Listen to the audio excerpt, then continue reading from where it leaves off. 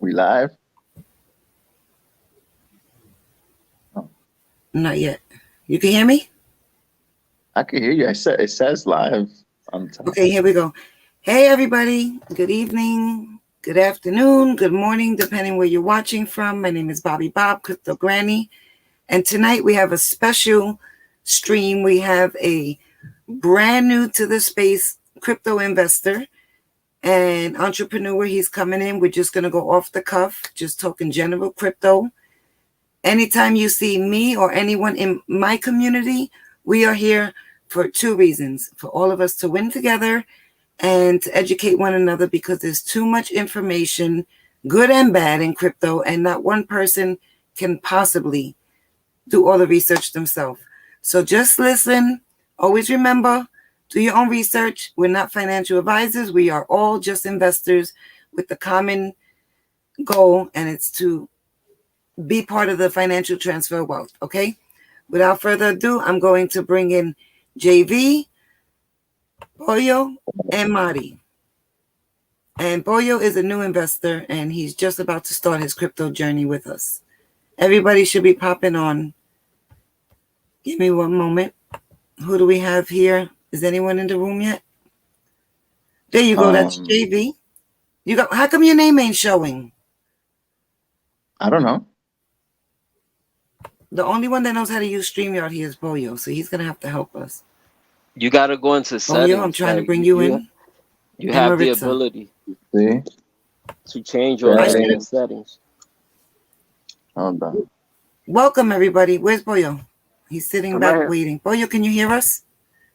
Okay, you're there. I'm taking you out now. What the? This is live YouTube. There's no FUD here.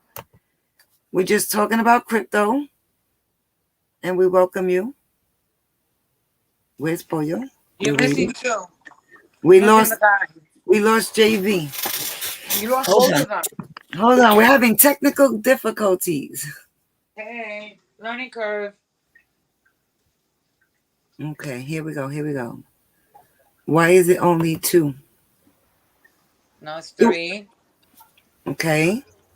And now Pollo's missing. No, he's there. JV's not there. Okay. All right. No, There we are. We're here. Okay. Across the panel. I pressed back by mistake. Okay, across the And it took me panel. out. Starting with Maritza. Go ahead. 2-minute intro. JV, you're after Maritza, and then Pollo. Why are you interested in crypto, and how long you? Anything, you don't have to be specific, but why are you in the crypto space? Starting with Marty. Why am I in it personally? Because Granny started talking about it. I got in it because of her. She informed me. She's a moneymaker. She knows what she's talking about. And she just guided me into this, and she's still guiding me. I don't know anything about it. I just follow what she tells me. And then I research on the back end on my house. And that's it. Okay. JV? Hi guys. I started last year actually. I got interested. Well, before last year, I was doing stocks. I was trading stocks, still doing option and so whatnot. So that's kind of what led me into this kind of journey. And then it just from stocks, I turned my attention towards crypto. I was pretty interested in that, and I was like, let's see the opportunities here because I feel like it's the future. Started doing a lot more investigation, and then now it brought me to this path where I've kind of lost focus of stock trading, and I'm really focused a lot more into the crypto world. I feel like there's a lot more opportunity here, and that's where I'm at right now. And I'm learning. That's why I'm following a lot of folks like yourself. Trying to learn a lot more in this space. There's a lot to learn still. We're still in the very early stages, so I don't know much, but that's why I'm constantly just looking into different lives and different people that can inform me with information, and also doing my due diligence. Very well. Nice to meet you. And now Pollo. How y'all doing, everybody? I'm Boyo. I'm totally sorry for the babies in the background. I got little It's ones. okay. No Um, problem. I'm totally new to this. Um, we've been talking about this for what, close to a year, right? Oh, Crypto a Granny. year exactly. Yes. Well, yeah. So now is like when I'm starting to get into the game and whatnot, and I'm letting myself being guided by Crypto Granny because I see she's successful already in this. So I'm here to support her and at the same time learn something for us to build together. You know what I'm saying? I'm all about entrepreneurship. Yes. Okay. 100. Okay. Uh-huh. So we're just gonna go off You the still cuff. early. We're early. Yes, we're early. We're early for everything but Bitcoin.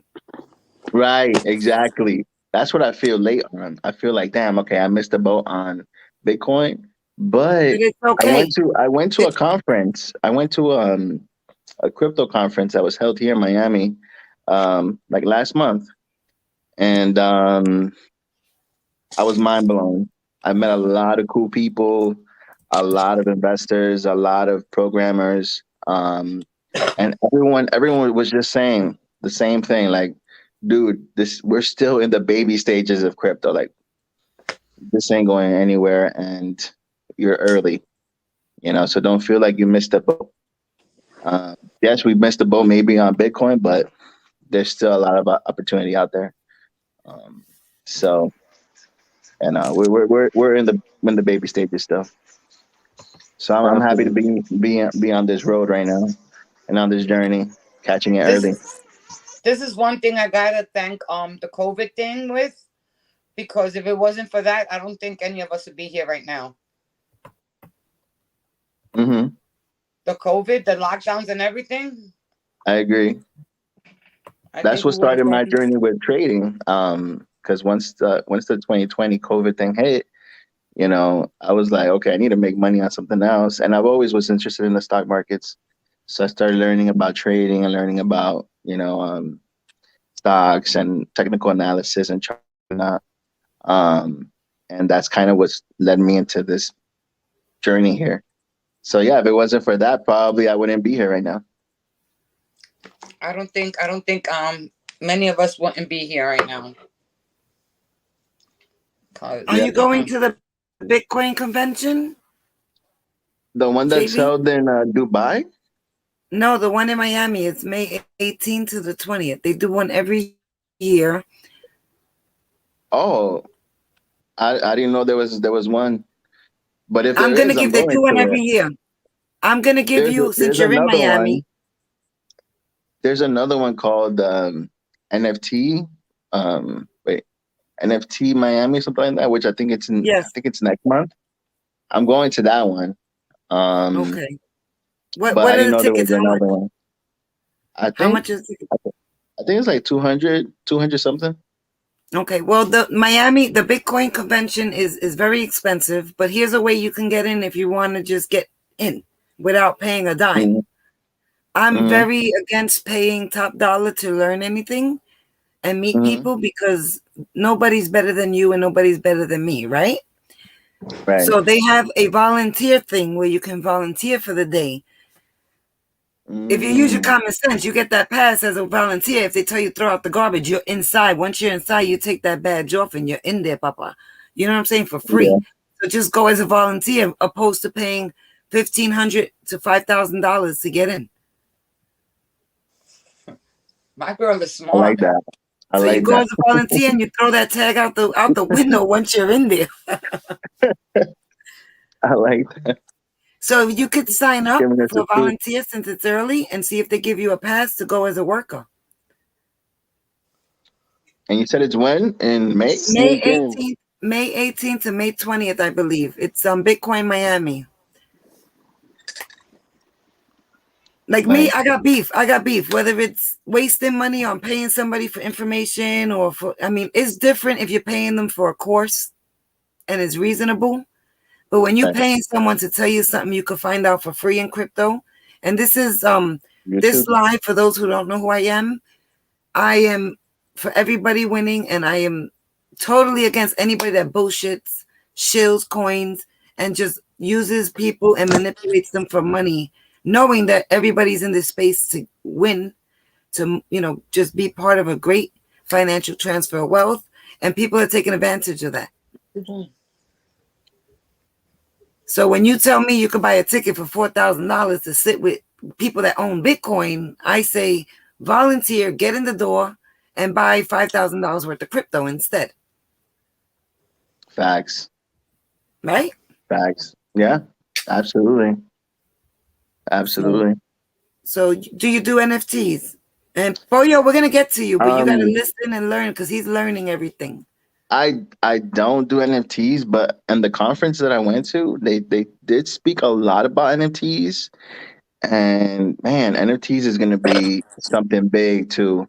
That's also in the baby stages. It's going to be so much bigger than what we think, as far as like, people think it's just about pictures and beautiful art.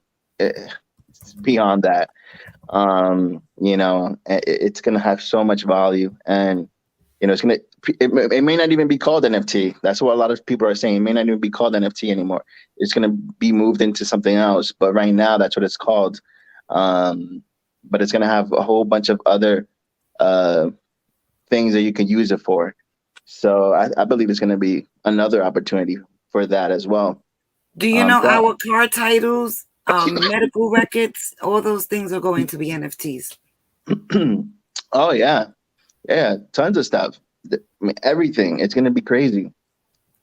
It's a smart contract. So there's a lot of things that you're going to be able to attach it to. I think it's gonna blow up. Probably in 2025 it's gonna blow up, and then again in 2029. But NFT is anything like crypto? You have to buy it with crypto. It's on the blockchain. It's minted. I'm sorry. NFT, for those who don't know, is a non-fungible token. And if you see my name on the screen, do you all see it? Yeah. That's an NFT. Oh yeah, the crypto bobbybob.eth. Yeah, that's ENS, right? Ethereum name service. It's an NFT. It's like .com, right? But for the right. So this name, what a lot of people do is they'll make up a name. Like let's say, for example, I know that Crypto Ritz is going to be a big crypto influencer one day, and everybody's going to know her. So I'll make a CryptoRitz.eth, right? Mm. And I'm gonna contact her and say, "Yo, I'm gonna sell you your name. That's your NFT, your name, your domain. Right. Like if you wanted to send me crypto, right? Or we were doing a transaction, and instead of me giving you my whole wallet address and all the QR codes, that's my address where you can send me money. It goes to my blockchain, to my NFT. I own that domain. You get it? Yeah. So when I bought this name in the ENS, it was like the launch. I paid peanuts for it. A lot of people now, just to buy their own name, I mean, in a bear market, it's cheaper, but like ooze. Yeah. I like that strategy. I didn't think about that. Yes. Now, Maritza was at my house and we were transferring her. And if I stop, you all know me, I'm crazy. For the people that are new into crypto, just follow me. Like, listen, we'll get to any questions. Drop them in the comments. There's so much to learn, okay? And we'll get into the cold wallets and storage and all that later.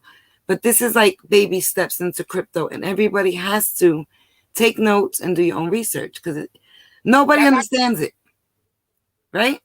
It's a lot of information. It's a lot of information. Now, I'm going to tell you.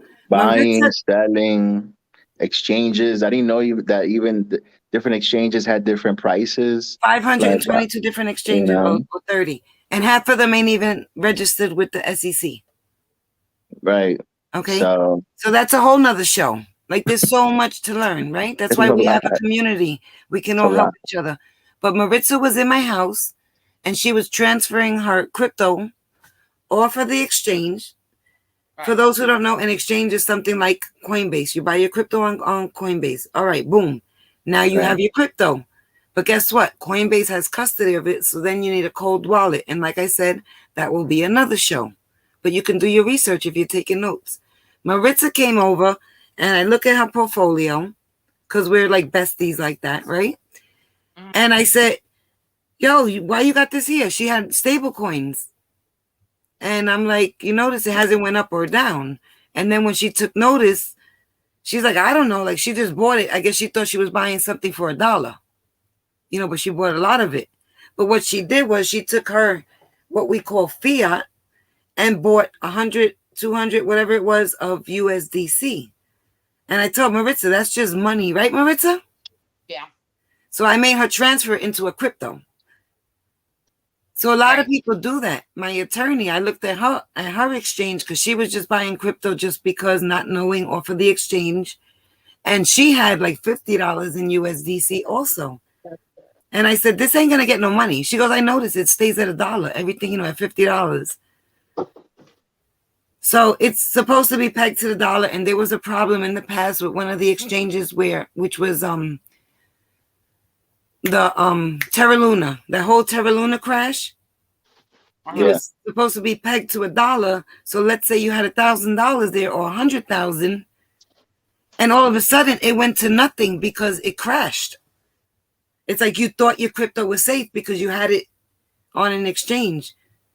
So there's so many things. There's no regulations, and what I tell people is no regulations means think of jumping in a car, and these are important things you need to know before you invest a nickel.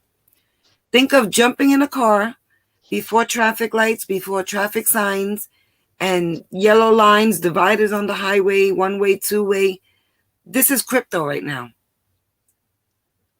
It goes You got to every which be way. very careful. There's no regulation. There's no rules. There's no nothing. So people are getting mad. Wild, Wild West. Yes, it's the Wild Wild West. People are getting mad because they're like, I lost money. I did this. I did that. Listen, I'm going to say something that people won't say. I lost so much money, but guess what? It was my fault for not doing my own research. So that's what gives me that passion to come on here and help people and say, hey, let's do it together. Because at the end of the day, nobody cares that I lost money, but I would like to save you, and someone else. Like, do your research, don't jump in, don't listen. The biggest crypto influencers in YouTube, everyone knows who I'm talking about. They went, we're in a bear market, we're in a bull run, we're in a bull run, we're in a bull run. Today, they didn't know what to say. Look at the market. Look at the market right now. It's dumping. But those people, they steer you wrong because they're getting paid. They're getting they're doing promos, and like they have another agenda, and they have an audience of 500,000, 1 million people, and they really don't care about you. So the most important person in crypto, if you're an investor, is yourself. Do your own research and listen to everyone. But once you know somebody is on a public platform bullshitting, don't even waste your time. Or selling you something. Yeah, and then they come out with some free info, and there's no way you can possibly tell me everything in one book, because what we're talking about right now, when we get off this live, 20 things could have happened in crypto already. Yep.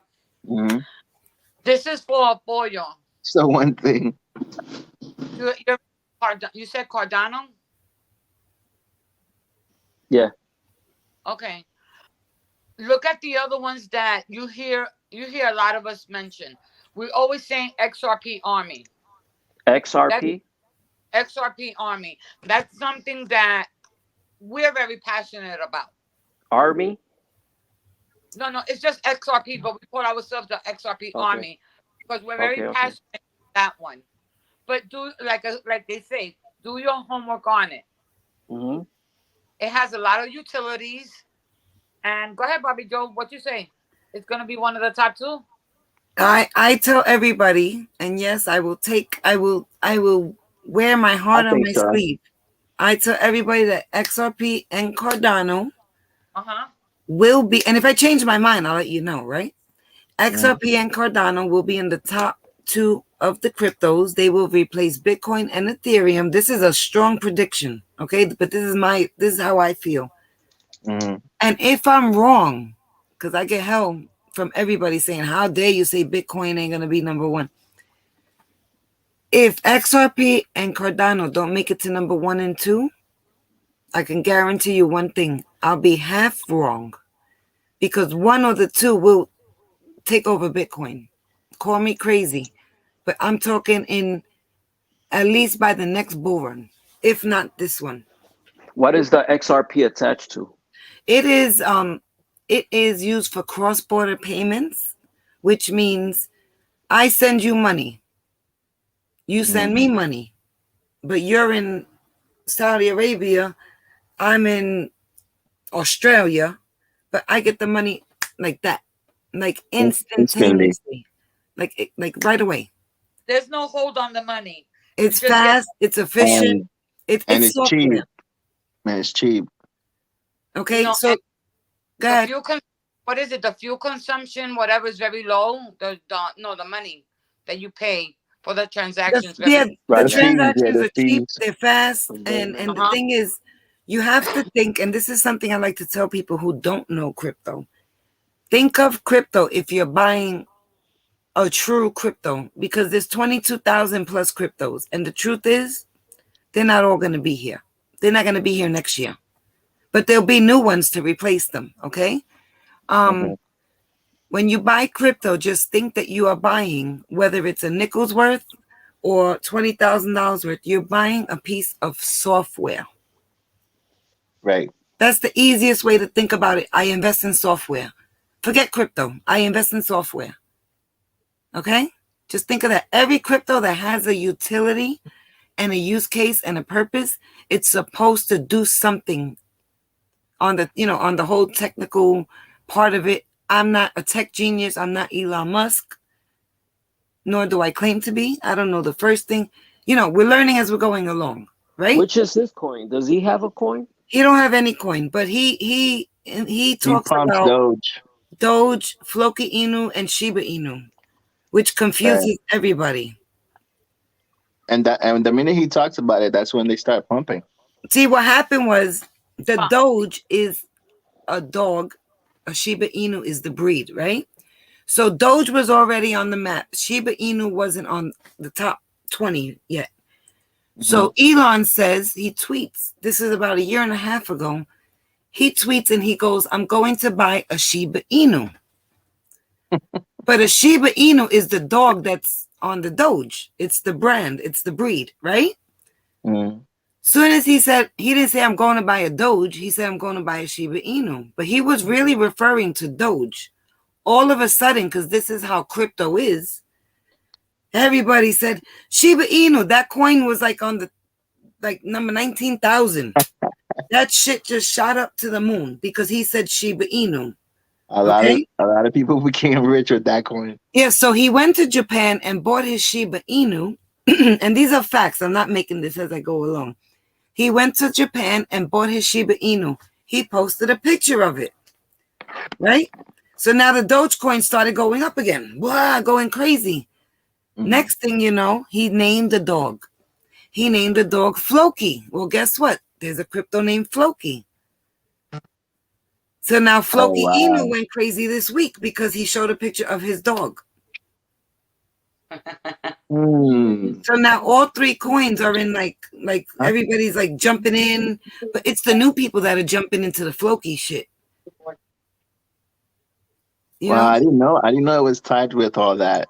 That's crazy. So that's how that works. And like with the XRP is in a lawsuit right now, Boyo. And they're in a lawsuit with the SEC, which is the Securities Exchange Commission, right? Right. And they're in a lawsuit because they're saying the XRP is a security. But here's the thing. They're going to win the lawsuit. It's just to slow us. Okay? We're called retail buyers. It's to slow us down and to discourage us from owning XRP because every bank wants to own it. Yes. And it wasn't, that's one of these things that we're not supposed to get in our hands, like you and I, okay? So you have people in the crypto space, and this is the bad part. They would literally tell JV, Maritza, Pollo, me, anybody, oh, you like XRP? You're going to lose all your money, right? That's a piece of shit. It's a lie. It's in a lawsuit because it's not Bitcoin. And these are the people that just want to, what we call is they FUD on the coin. They make up stories. and they say it's going to go to zero because they're haters. Listen, the crypto itself has so much utility and use case. There's no way. The truth is, XRP, yeah. I've done a lot of research on XRP, so I know the utility behind it. Yeah, we have someone that is an XRP maxi, right, Maritza? He's a young kid, and this kid he's like a computer tech, like he's really smart. This guy, I wish I haven't even seen him on here, but XRP used to be number 2. Right, I saw that. It was the top 2 cryptos, and rumor is, and it's never been confirmed, but the rumor was that JP Morgan asked Ripple to go partners with them, right? And Ripple said no, because Ripple owns a majority of the XRP, which is the crypto. Right. And the minute JP Morgan was denied partnership, who do you call? Hey, like who's Ripple? Ripple's new next to JP Morgan, right? Pick up the phone. You know how big government is. Hey, yo, Maritza, Pollo's giving me a problem. He don't want to go partners with me. What does Maritza do? Let's sue him. Let's bring him to court so he can't keep doing what he's doing. So to me, that lawsuit didn't start until JP Morgan was denied. And apparently it's gonna get resolved, or we're gonna know what happens this year. It's resolved already. Just know that. Hey guys, real quick, I gotta step down. It was a pleasure meeting y'all. If y'all still on, I'll come back. I got a lot of info as y'all been talking. I've been writing. Okay. You know what I'm saying? So thank you. You already know. On board. Much blessings to everybody. Thank you. Have a blessed night. Thank you. Appreciate you. Bye-bye. So no, I believe we won already, and the truth is, they just don't want us owning it. And repeat what you say, that they're gonna limit the amount that we're gonna be able to purchase in the future. Yep, that's in the plans too. But here's the thing. I was telling Maritza, JV,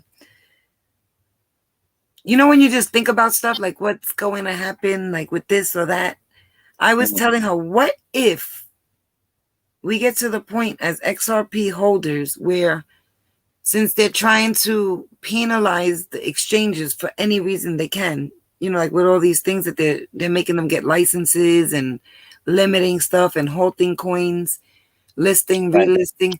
I said, what if us XRP holders were only allowed to cash out our XRP through one of the banks? Like, let's just say tomorrow XRP is whatever price you can imagine, right? And you want to cash it out. So many price predictions. Huh? I've seen so many different price predictions. No, they're crazy, but let's be realistic. Even realistically, it's going to do well. Right. What are the price predictions on the high end that you've read on? 50,000, 30,000. The crazy numbers. I mean, that if it does get there, that's then. That's stupid money. That's not even money. Like that's Elon Musk money right there. Yeah, but you have to like be realistic about it. And here's the thing: Ethereum went to $3 and change. So even if it 10x in the next bull run, that's $30 each. Oh yeah. And most people say $5 or $10 XRP will put them in a good position, you know. But it depends what you have, what you don't, you know. But I believe that it's going to be a lot higher. I don't know about 30,000 or 20,000. That would be awesome, but that would be. But I just wanted to jump on here, and whoever's watching, please like, subscribe, hit the notification button. If you have any questions, drop it in the comments. We will be here for about 3 more minutes, and we will do this again a little more organized, but it was just great to do it. And thank you for having me. Oh, anytime. Thank you so much. Welcome on the spaceship. I actually like the live, like going live. I was a little nervous, but I was like, but now I feel comfortable. Good. Maritza has a question for you. Do you have a cold one? Yeah, I do. Oh, okay. Good. He was the I one have a that had. ledger. He ordered the second one. He ordered his first one from Oh, Amazon. I ordered it in Yeah. Amazon. Oh I no, no, I ordered it. I ordered it, and in Amazon. right, and then you told me about you know, Oh, that I he shouldn't switched. I shouldn't do it. So then I looked up information about it, and I was like, oh snap, there's a lot of people getting scammed, you know. Yes, Um, and I ran into one. There was I don't know if you may know him, but he's in the crypto space too, and he put like 50K of coins into his ledger, and then or what he thought was a ledger, but I guess it was It was hacked. it was hacked. And he said the next day he went into his account and all his coins were gone. And I was like, oh my god, yeah. so yeah, that made me. I was like, you know what, I'm just gonna get the ledger Some- from Something the negative. website. All right, listen. I'm sorry. Excuse me one second. Maritza and JV, do you want to stay running for a little while if I step away? I don't mind. Okay, Yeah. someone has a question, and if you're carefree to answer it, I will be What was back. the I'm going to question? step off for like 10 minutes. Last crypto you purchased. Enjoy the show tonight. Enjoying the show tonight. The last purchase was XRP, but it was a while ago. I'm waiting for it to go lower now. How about you? My last one was the graph. Um, it's an AI coin. Um, and I've been doing a lot of research on it, and it has a lot of potential. A lot of potential. A lot of people say it could probably, these are all predictions, but it could 50x, 100x. You Um, know the funny thing on that one? I did on Coinbase. I did a chat. I did one of those quizzes. mhm. If I got either $6 or $4. So now that you're saying this, I'm gonna look more into it and possibly get more. Yeah, Mm-hmm. yeah, no, Yeah, because look into it. I mean, I also feel like a lot of AI coins are going to, a lot of them have already pumped. That's the mm-hmm. thing. Like they've really pumped already. And I wish I would have got into them You um know, much and sooner. I think I got Fetch AI. I got Fetch Batch AI. That AI is another one that's good. yeah, Ocean is another one that people are talking about. Um, Singularity Net is another one, but that one has pumped a lot already. Um, so it may not give you the big returns that you may have gotten if you had gotten in just a month ago. right now, personally, me, I'm not stressing it because I'm in for the long haul. Are you planning on selling like your crypto in 2025? I'm not all of it. I. It all depends on how it goes, Hmm. and 25% of it, maybe a percentage of it, but not the whole thing. Because then, if I do sell the whole thing, I might not get in it because the low prices are still going to be high. Right. I So mean, yeah. I mean, you would have to just wait for the bear market to come back in. Obviously, it may not go back to the previous bear market lows, but you with the money that you did get, you could probably buy more if you jump in at a lower price the I following bear market. watched somewhere. I don't know who it was on when I'm scrolling through TikTok. A guy said that he has 100% of, let's suppose, XRP. That if they're going to supposing $10, he'll Okay. take he'll sell 50% of it. Hmm. Then he'll keep it. Now when those $10 become 15, he'll sell another 10% of it or 15% of it. But he'll Right. always 40 or 50%. Um, I logic was there when I watched it, but I'm not explaining it well. No, no, no. I understand. Yeah, you the same. It's the same concept as like dollar cost averaging when you're buying coins. And the same thing you're doing when you're selling coins. You don't want to just sell everything at Mm, one time. yeah, You because want to, right? we Because bought you don't know the top. No one knows the top, but no one knows the bottom. So right, you want to slowly get out as well.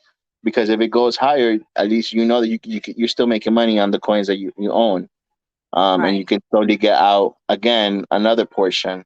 And if it goes right. higher, you're just riding the wave. Portions, but Right. XOP is that I will try to hold on to because if it's not this bear market coming, it'll probably be the next one. Hmm. You understand? And I'm not thinking about me. I'm thinking about my kids. You understand? Right. I'm all- okay, but them being that life is going to be so hard for them in the future, they need some stability somewhere. So Yeah. thinking about them. Are you teaching? How old are your kids? 18, 19. Are you teaching them about crypto? Do they know about crypto? Like, Um, the youngest one, yes. The okay, other the because other it's ones, good. It's good to teach them. You know, the because youngest one. As a matter of fact, for Christmas, I told him, I what you want for Christmas? He's over here. I don't.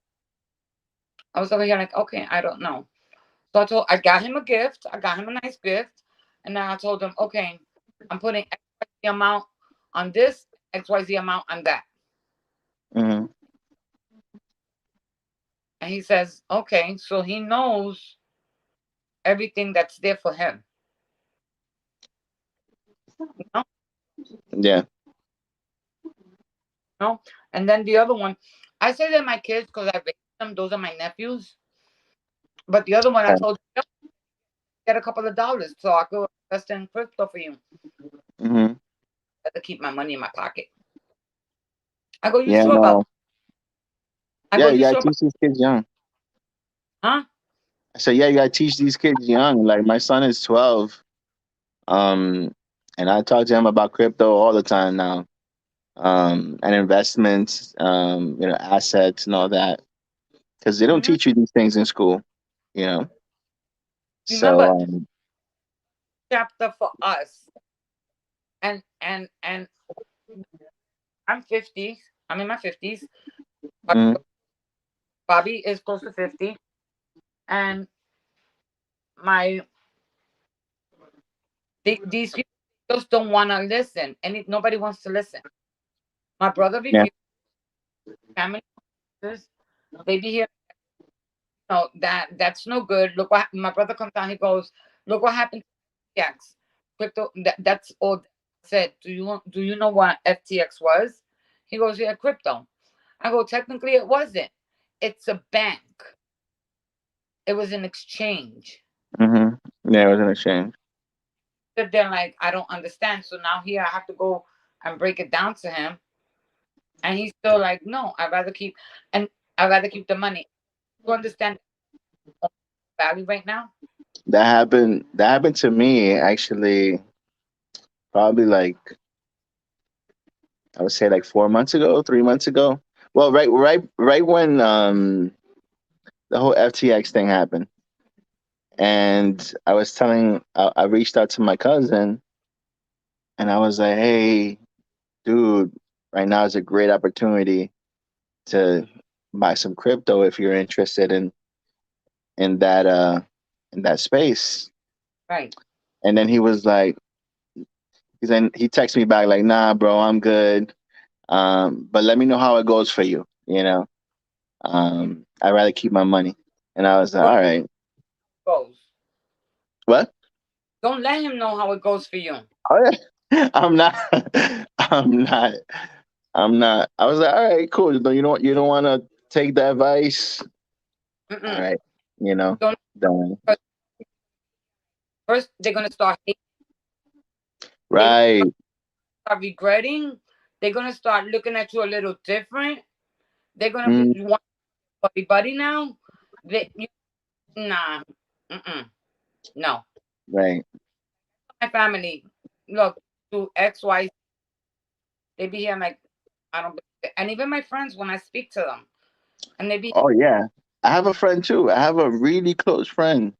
He's actually believe it or not, he's actually a financial advisor. So he works in the banks and he's a financial advisor. And we had a conversation one time about Bitcoin. Actually, many years ago. I remember having a conversation with him many years ago about Bitcoin. And he never believed in Bitcoin. He was, oh, Bitcoin is a scam, blah, blah. And I think for that reason, that kind of also stopped me from looking into crypto back then because knowing his background and everything, his knowledge in stocks and all that, um, I respected his opinion. Um, but then when I looked at what was happening with crypto, it kept pumping, and I was like, man, I could have gotten into this, and I didn't because listening to other people. So then that's when I was like, you know what? I'm gonna stop listening to other people and just do my own thing. And I don't care what he says. I don't care what he thinks. And we've talked recently too about it. He still feels the same way. He was telling me that Bitcoin was gonna go to zero.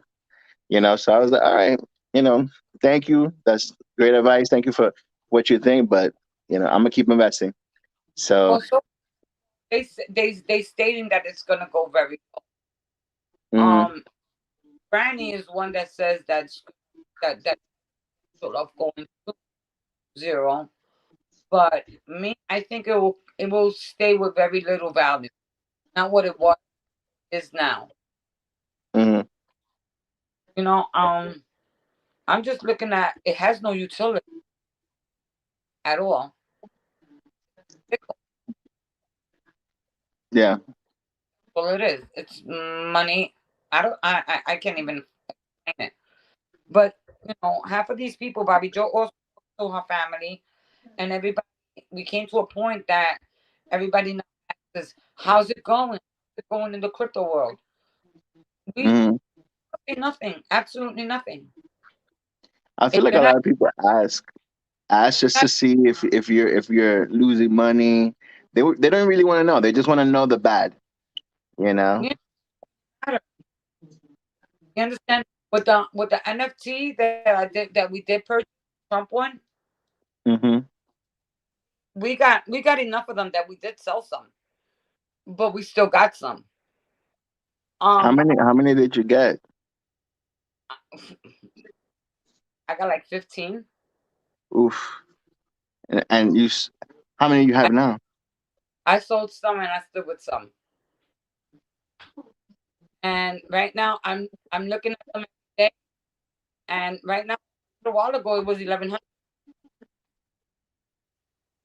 And then we look at the ones that we won in the gala. That one was going. Mm. Don't get me wrong. It'll go from 1200, and then tomorrow I might wake up. It will be 100. But then I might wake up the next day. It's 1300. Yeah, It's that's only the 40. beauty of this of this space is that it never sleeps. It's always on. So, that's the same thing with Bitcoin. Like I'll go to sleep now, it could be 20 something. I wake up in the morning, it's like 23. And then right now again it comes back down to 22. It's just so crazy volatile too. It's Yeah, always moving all day. Can, hello? Can you hear me? yeah. Yeah. I'm sorry. I took my cam off because honestly, I had company all day and I did not eat and I was ready to die. Now you're good. Yeah, so now I'm eating some ribs and rice and beans, right? But Some arroz con habichuela. there you go with tortillas. But here, listen, who got a calculator? Who got a calculator? Maritza? JV? Number. I have, but then I'll have to get off of the. All right, listen. I'm on my phone, so then I'll have to like close with the It's screen here. easy math, but just check this out. This is something I wish I would have done. Go ahead. 45 Uh-huh. Hmm. NFTs, right? Just that'll be 4,500 on that launch, right? and they Mhm. all went to 1,000 within less than 12 hours, 24 hours. Look at that PC right Wow, there. that's crazy. That's 4,500. That's 45,000 if you sold it at all of them. Right, overnight.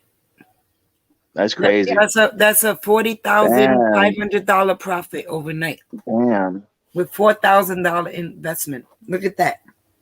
that's crazy.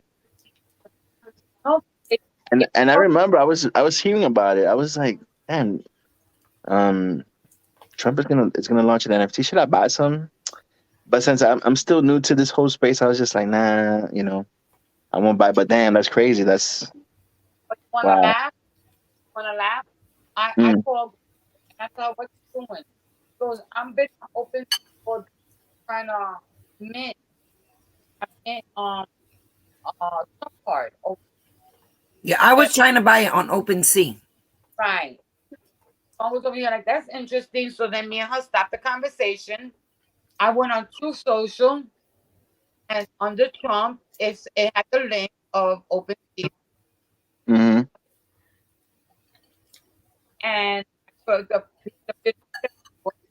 for the I put for You're if you breaking up. You're breaking up.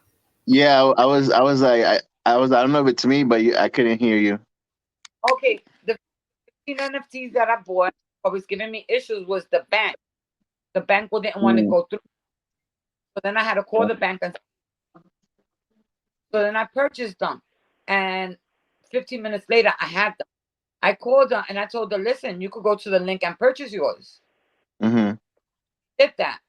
So then after that, we started looking at the codes of things that we could have won, hmm and we were screaming and hollering that we got into the ball, the what is it, the MAGA ball The gala. gala, Gala. You MAGA sold those? You sold those? No. holding on I to. don't know. I think I would. I think I would go if I was you guys. I want to go, but she don't want to go, and I don't want to go by myself. You know, I think that would be an amazing opportunity. You'll meet some top people there, some connections. If you want to get connections, you want to network. I just want to meet Donald Trump. Yeah, but you will. But you're gonna network, and you're gonna bump into people that are Yeah. We have up there. Liquidity Trader just popped in from across the world. So we're gonna bring him on. And JV, I'm gonna let you ask him questions because he's the TA guy. Okay. Well, you start off first, and then I'll bump in. I'll Got you. Got you. hello, Good morning. It's morning for you, right? liquidity. hello. Good morning. Can't hear you. Liquidity, is your mic on?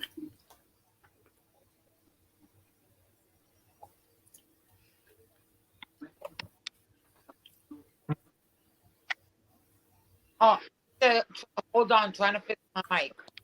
Okay, cool. I see it. I see it. I got a private message. He'll be on in a moment.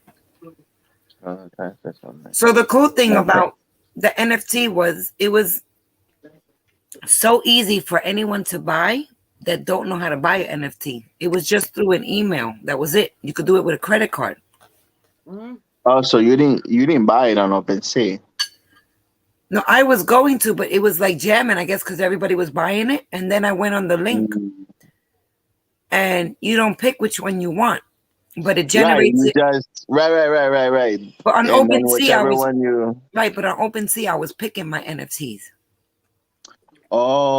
So I Oh, tried to mint okay. it, but it wasn't working. It wasn't. It just wasn't working.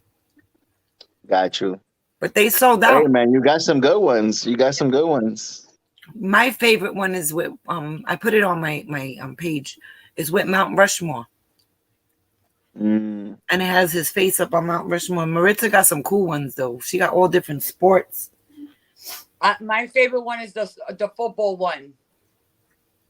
I have a football one with a 45 on it. Mm. And since my Nice. son plays football, Olivia, like that's the one that I'm gonna keep, but the other ones are gonna be go if I Mine need has to. a basketball. Mm-hmm. And it says Yeah. 45 on it too. Yeah, Yeah, they all say 45. and he's on Mount Rushmore, and his face is in the mountain. But you could sell them now on OpenSea, right? Yeah, you can sell them wherever you want. Okay. But What's the price going on them now? I don't know. I Yeah. don't What's even the check. floor price? Huh? Yeah. What's the price right now? I don't know, but I'll tell you one thing. If they go down back to 100, I'm gonna buy a bunch of them from somebody. Oh They're yeah. not. You think they're gonna sell you at 400? If it goes to 100, that's all it's worth. A lot of people not. I wouldn't sell. Some people, I wouldn't. if they accept the offer, they're gonna sell it. Some people are stupid and they'll sell their stuff because they think Yeah. they lost money. Yeah. Or it's a dead project or whatever. Yeah, and they'll be like, "Let me just get my money back." Yeah. Yeah. Because Yeah, you'll find people like that. sometimes in crypto, unfortunately, and I'm keeping it real, if you can get your money back even after a whole year of running it through and not profiting, it's better than losing it. But Oh, okay. it's a long journey. Like you could be like, I've been here. This is what I say when I say don't get caught with the bags, Mm-hmm. right? Like you asked me, do I Mm-hmm. pull out my money now or in 2029? No, you need to have your exit plan because then you will be literally left with the bag empty. But that's the thing, because look, what I've been hearing is that once the bear market comes in, right? So 2025 is the bull market. 2026 should be the bear market. Most of the altcoins, from what I've heard, and I've seen in the charts too, I've looked at different altcoins and I'm seeing the patterns. They all drop a good 70, 80, 90%. So if I'm holding the bag, I'm gonna, I'm holding. It's dropping 90%. Like, why would I want to hold something that's gonna drop 90%? I'd rather just sell it at the top, see it drop 90%, and get back in and buy some more. Exactly. You know, But if you take small profits, like if this little bull run, what they call the bull run, we know it's not a bull run. But if this little right, pump, right, right, right. if you're It's a seeing it's a little profits right pump. now and you pulled out a little bit, it's okay. But this is where I don't tell you what to do. So like if you're Right. up on, let's just say, and I like to use little numbers for an example. Let's say you got $10 invested in something and it's at $7. No, you're not gonna take nothing because you're under, right? But if you Mm-hmm. got $10 in and today with the market pumping, you have $18 there. Well, guess what? You doubled your money nearly. Mm-hmm. Take a portion of that, of your profit. Even if you're gonna buy back in, just set it aside and know, okay, when this goes low, these $8 are gonna buy me 12 more coins instead of 8. Mm-hmm. So you're not getting much. You're not spending the money because you don't need it, but you're buying more coins. Right. So every time it goes Exactly. up, Yeah, you're accumulating. the less you got to pull out to keep your profit. Mm-hmm. And believe me, I've seen people, I've even done it myself with different cryptos, not with everything, where in the bull market, you're like when you see your portfolio, seriously, you see your portfolio at numbers, you're like, I didn't put this, what? You start taking pictures, that's when it's time to pull out profits. You start doing screenshots. When you start screenshotting your portfolio because it looks Oh, chunky, shit. that's when you need to take your little profit or all your profit. That's what I've been hearing. That the bull market is insane. It's beautiful, but the thing is, it diminishes, and then people get greedy. That's the thing.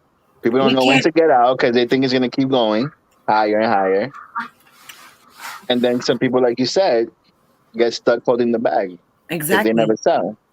exactly. So you got to be careful. And the thing is, I give the perfect example. Supposedly, Pro to Doge, he put 180,000 into Doge.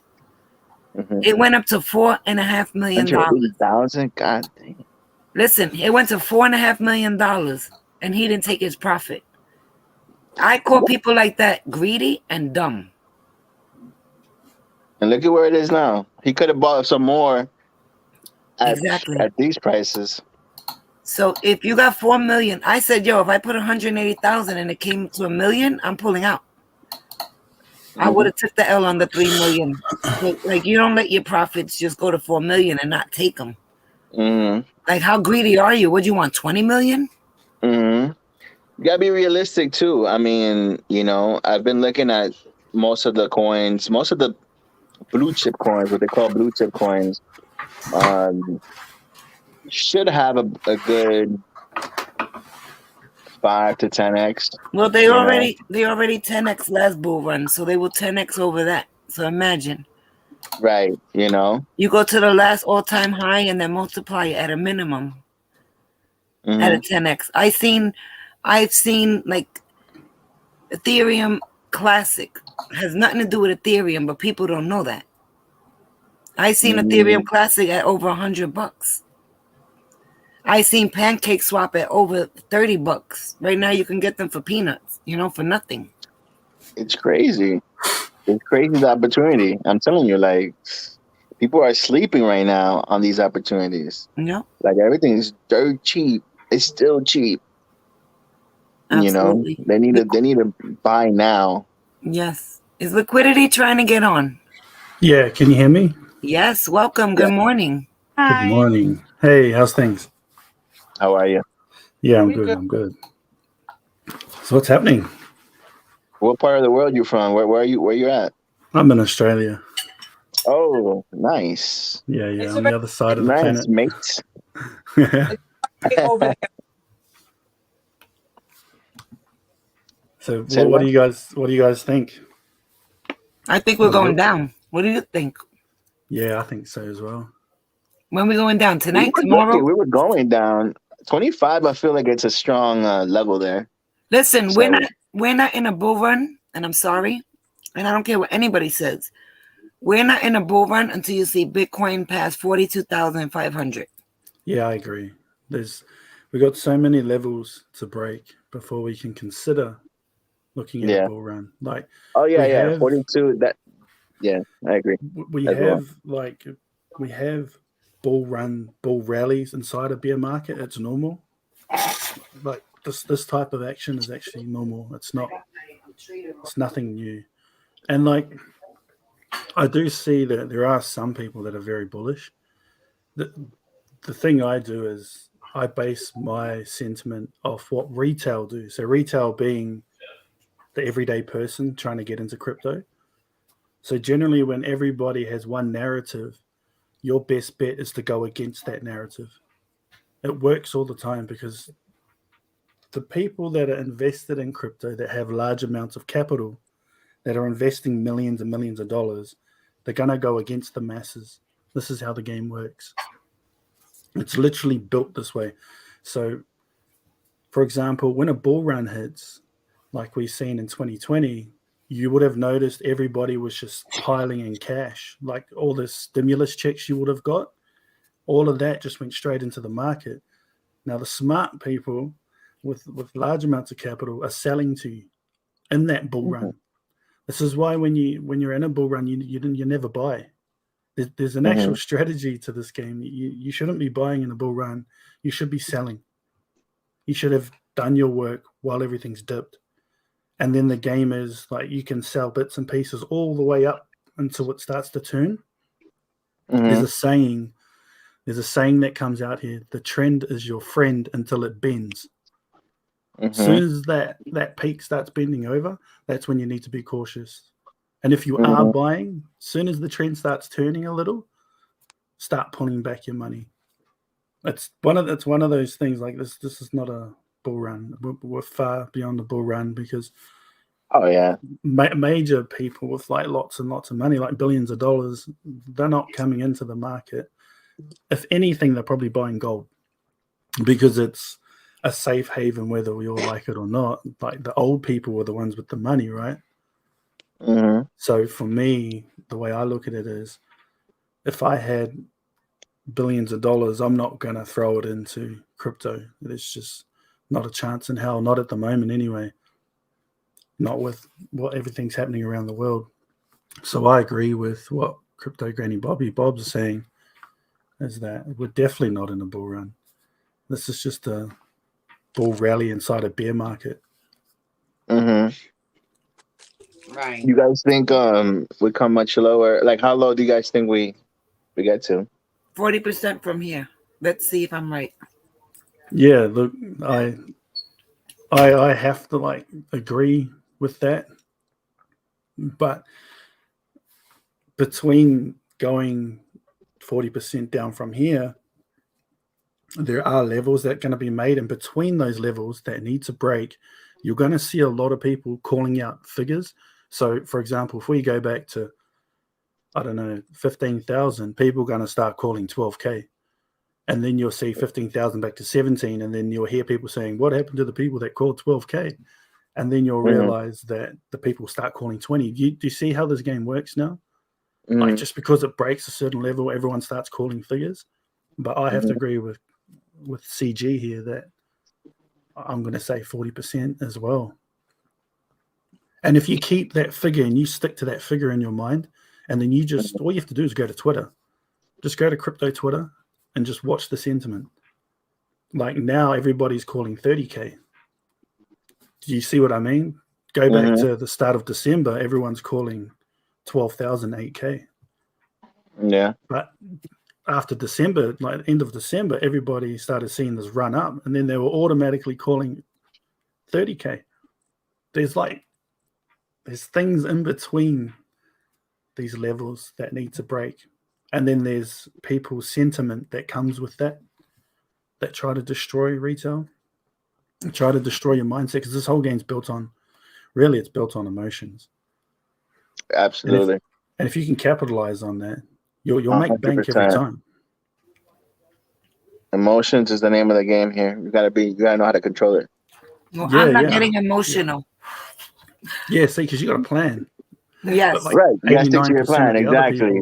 Exactly. You have to have a plan. Of the other people just don't have a plan. Other people are just going by emotions.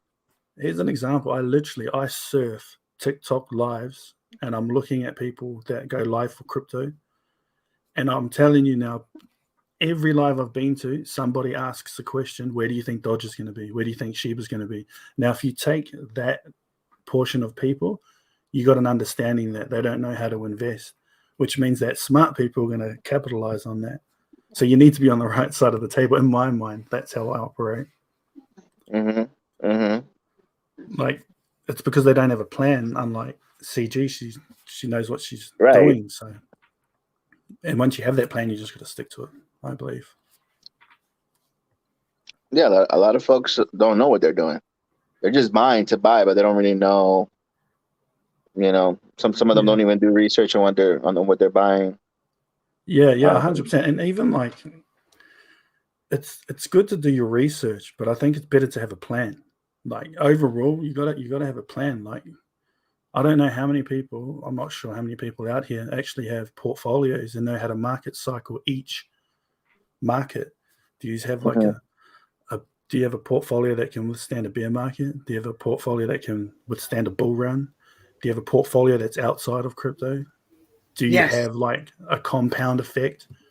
Have you built this sort of system, like your own ecosystem? Because that when you start getting into that, then you start realizing that no matter what anyone says to you, because you're in control of your portfolio, no matter what anyone says to you, you can say, I can get into this project or I don't need to. Like, this is the thing about crypto, is that crypto's sort of blew up in the last 2-3 years. I mean, it blew up beforehand, but only to a small amount of people. Right. But in the last 2 to 3 years, it's really, really blew up. And then you've got people that just don't really have a clue, don't have a blueprint. Sorry. And it's not their fault. It's just they've seen what gains can be made out of here. And so you get caught in that trap where you're always chasing 100x coin. What's the next 1000x? What's the next 100x? Rather than having a plan to say, I can get into this 100x plan because my portfolio allows me to do that. See how that takes away the emotion now because you're coming with logic. That's what I've seen in the market over the years since I've been here, and it's just, and I was a part of that crowd where I was like, oh, I need to get the next 100x. And I ended up with like a big portfolio just worth of crap, really. I was holding bags, like, and I was like, oh man. And lucky 2021, I think it was July, we had that little run up, and that was the chance to start selling everything and getting out. And you sold the majority of your bags there? Yeah, November 2021.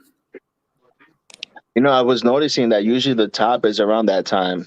I was looking back on different, um, you know, on the charts, and it's around that time is usually the peak, like November-ish, uh, of the bull run. I'm not Yeah, saying and that's what's going to happen again, but I've looked at the past three bull runs, and they all were like almost at their peak around that time frame, November, December. yeah, and that I think like that as well. Like I used to do that as well. Like look back at historical value Yeah. points. Hmm. But I quickly realized like all these models. For example, I don't know if you follow people on Twitter, but his name is Plan B. That's the name of his No, Twitter handle. Well, anyway, I he follow used people to. on Twitter, but I don't know. Well, I followed this guy called Plan B, and he had all these models like the rainbow charts, the freaking you Hmm. name it, stock to flow, like Right. just all this sorts of on-chain data. All of them broke. All of them have broken, and prior to that breaking, they were solid for like 4 or 5 years. So to me, that now makes me you sort of have to like dive deeper than just looking at peaks. You have to look at Yeah, what was happening absolutely. economy wise. But Yeah, yeah, absolutely. I've That's why you have to have like a plan. That's why, like you yeah, said, you have to have a plan. You yeah, know, because 100%. everything's not going to happen as on a T. You know, it's not going to be like, okay, it's going to go on November of 2025. That's going to be the peak. It may not be the peak. It may pump. The peak may be before. You know, so you just got to be prepared. And like you said, just slowly dollar cost average out as well. Take your profits out beforehand and leave some in there. If it does keep pushing up, then you ride the wave. Yeah, 100%. And like even that saying, like people say DCA, and I'm a big believer of DCA because I have a strategy towards DCA. I think that, Mhm. like I hear when I go into lives, people say like you need a DCA, but 9 times out of 10, you could ask them, do you have a plan behind your DCA? Do you actually have a plan, or is it like I'm gonna just buy when it dips and then it keeps dipping, and then what happens? You just keep buying and it keeps dipping, and it's because they don't have a strategy behind their DCA. Mhm. And I think it's one of those things that got thrown in the mix, and then it's just been just thrown around so much that people just think it's just buy the dip, buy the dip, buy the dip, and then Right. it just keeps dipping, and then your account just keeps getting lower and lower, and then the emotions come in, and the fear comes in, and then again it's back to like I don't have a plan. Mm. Mhm. Like I think it's one of those things. Like I'm a big believer in it because I got a system set up, an ecosystem set up to say, hey, you can get it, you can't get it. This is what you can do for this month. This is what you can't do for this month. This is what you can do for the year. Right. And only you can do that because you know what you could or shouldn't or would do, right? Yeah, 100%. Yeah, you've built your plan, you've built your ecosystem, and you've set yourself up for like if you've got kids or you've got grandchildren, like you've set yourself up and you've stuck to that rule that I know I need to do this and accomplish this so I can give to my grandchildren or my children Mhm. or your parents or whatever you want to do. As with 99% of retail that are in this space, just I'm looking for 100x. I'm looking for 100x, and you might get it. You might get it four times out of 10, but then that's a 40% average. It's pretty bad.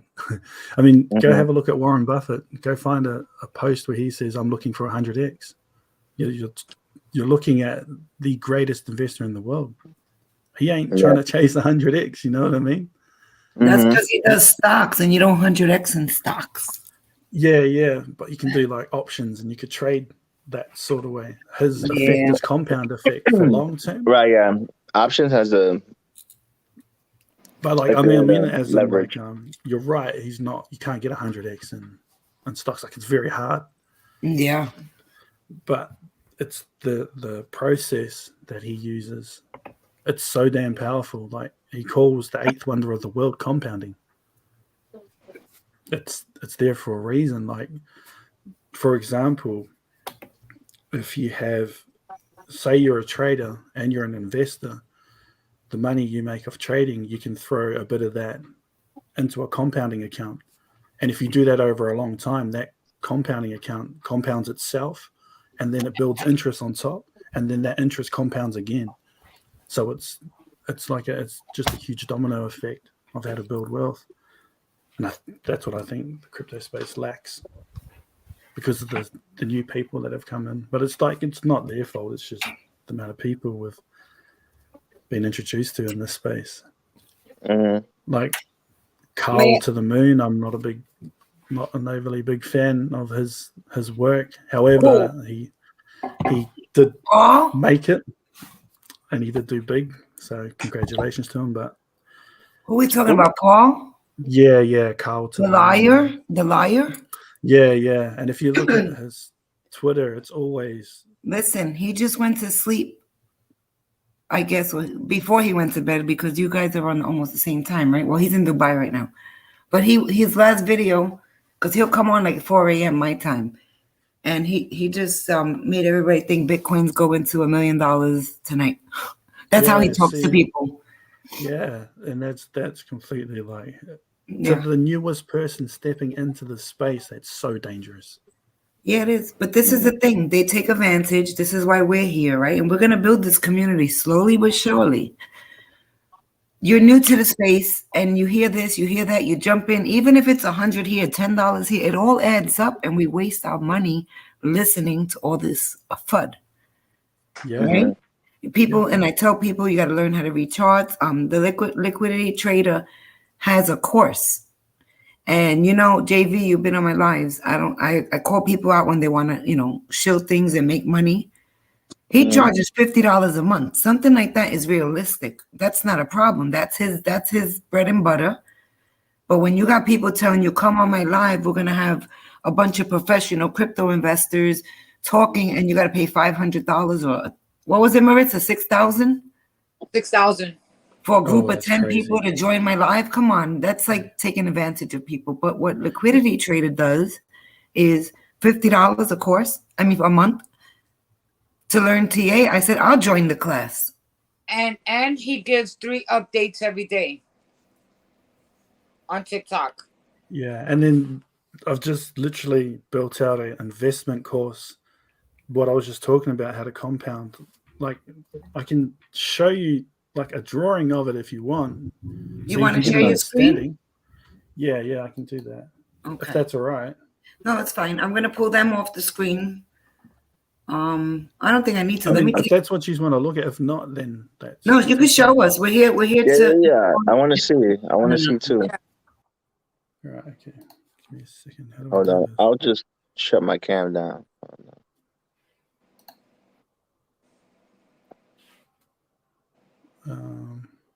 It's going to say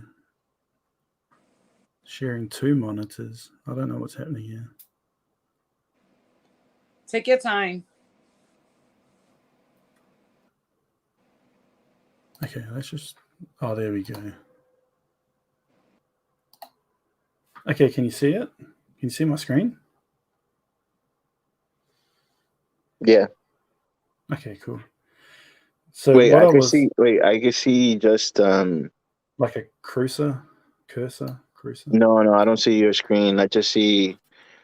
No, I don't see the other screen. You can't see it? How many screens you have? You have 2? Yeah, I got 2. I think you're on the other screen. Is it? Hold on, give me a second. I'll just stop sharing and I'll try again.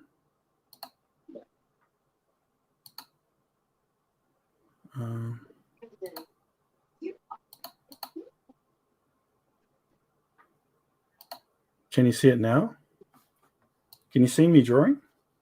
No, I just see... Wait, okay, now I see it. I see it now. Okay, cool.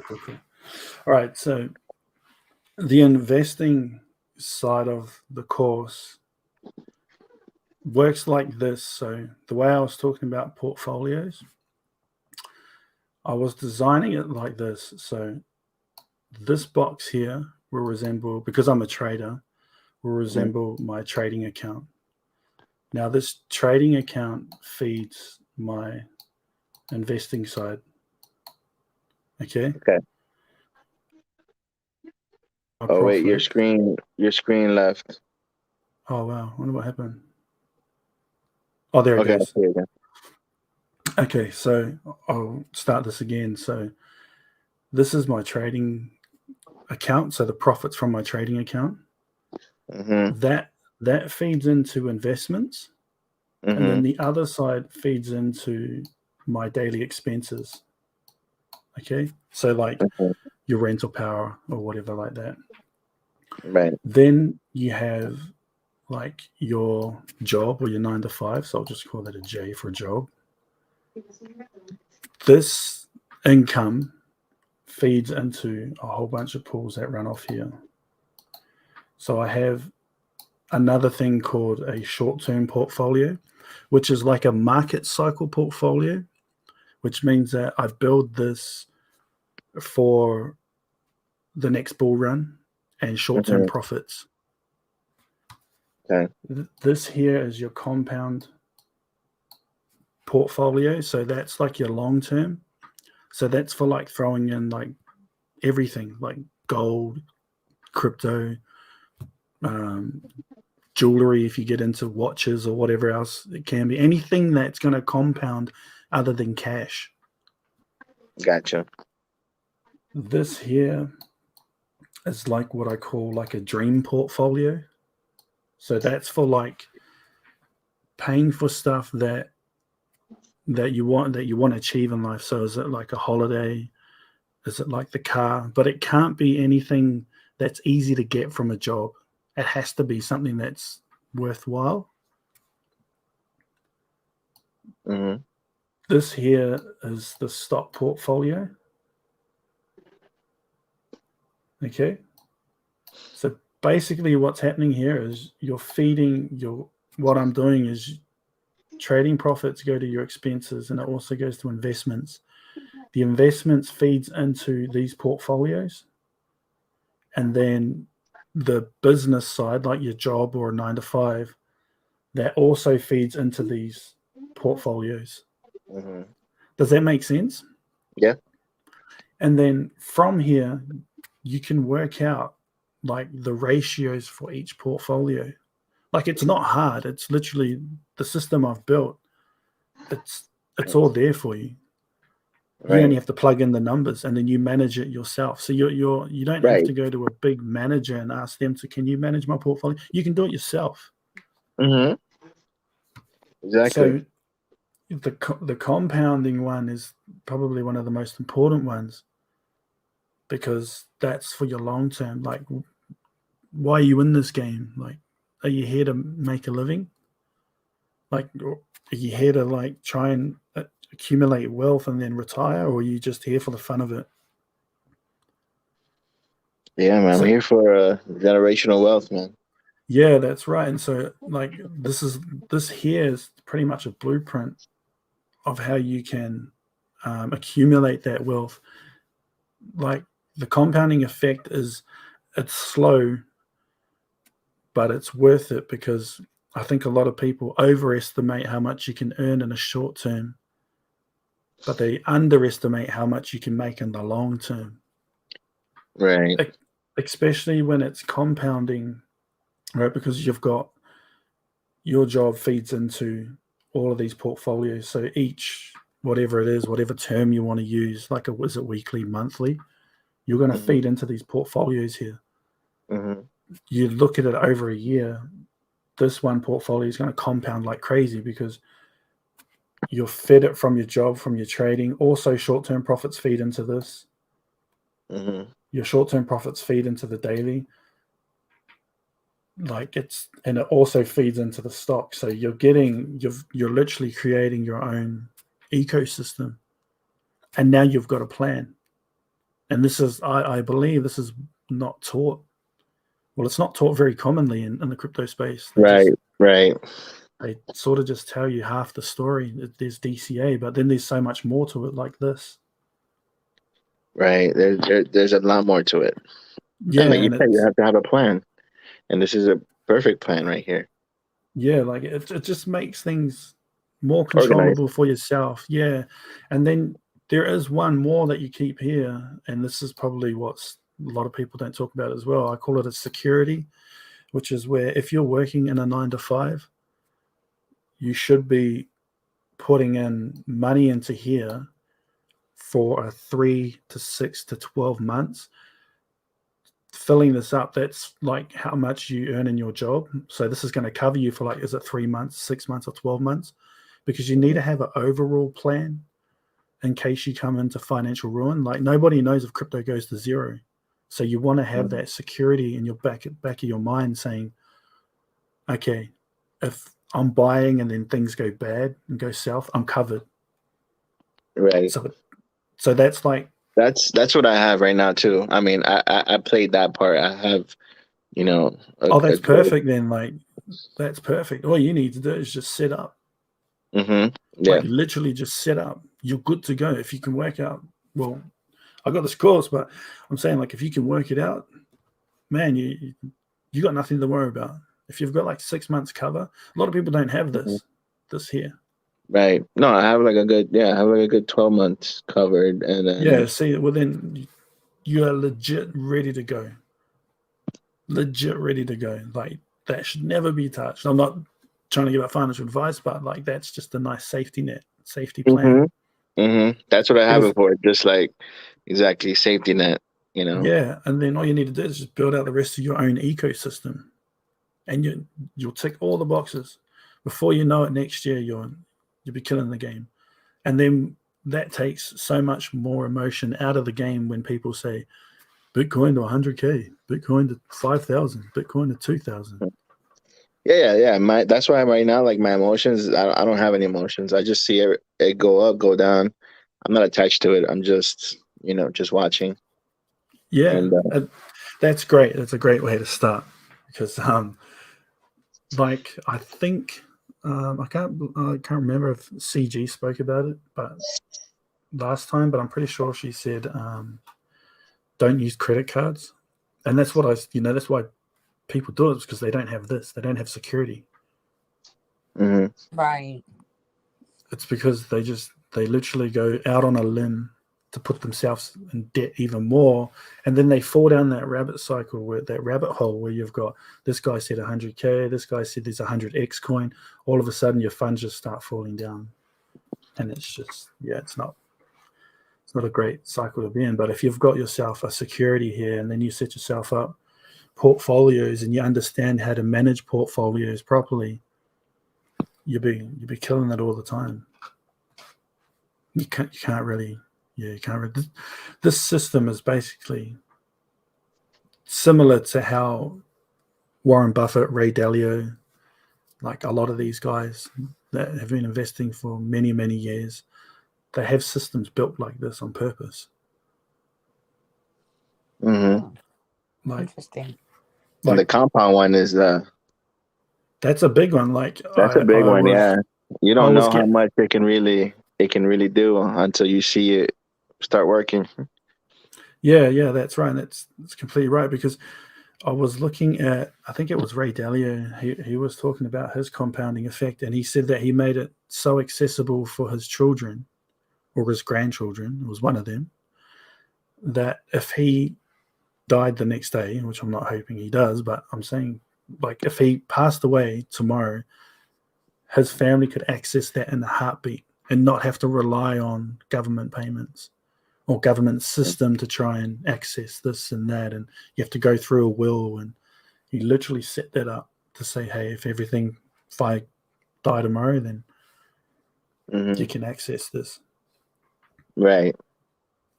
Like, because I mean, obviously you can't take it with you, so you got to give it away. Absolutely. But absolutely, yeah, this is like this is one part of what. This is a great this is a great strategy here for a lot of, even myself. But a lot of people that are trying to invest into crypto, this is something Yeah, that they should set up. and that's where Yeah. I think, for me, that's where I feel diversity comes in, is because look how many things you've set up, Mhm. Mhm. and you've literally, when you, if you're a trader, or you have something else, like you have, like, I don't know what other people do, affiliate marketing, Amazon things, drop shipping, whatever they do. Right. It's the same thing. If you've already got something like that, then obviously you just replace this trading with that, and then you can work it out. Right. And when you start seeing all of this compound, and it really does cycle. So your profits from your stock portfolio go back into your compound anyway. So it's like you're literally just compounding the hell out of the compound, and Mhm. then you find a system that you can put that compounding portfolio, you put that into interest.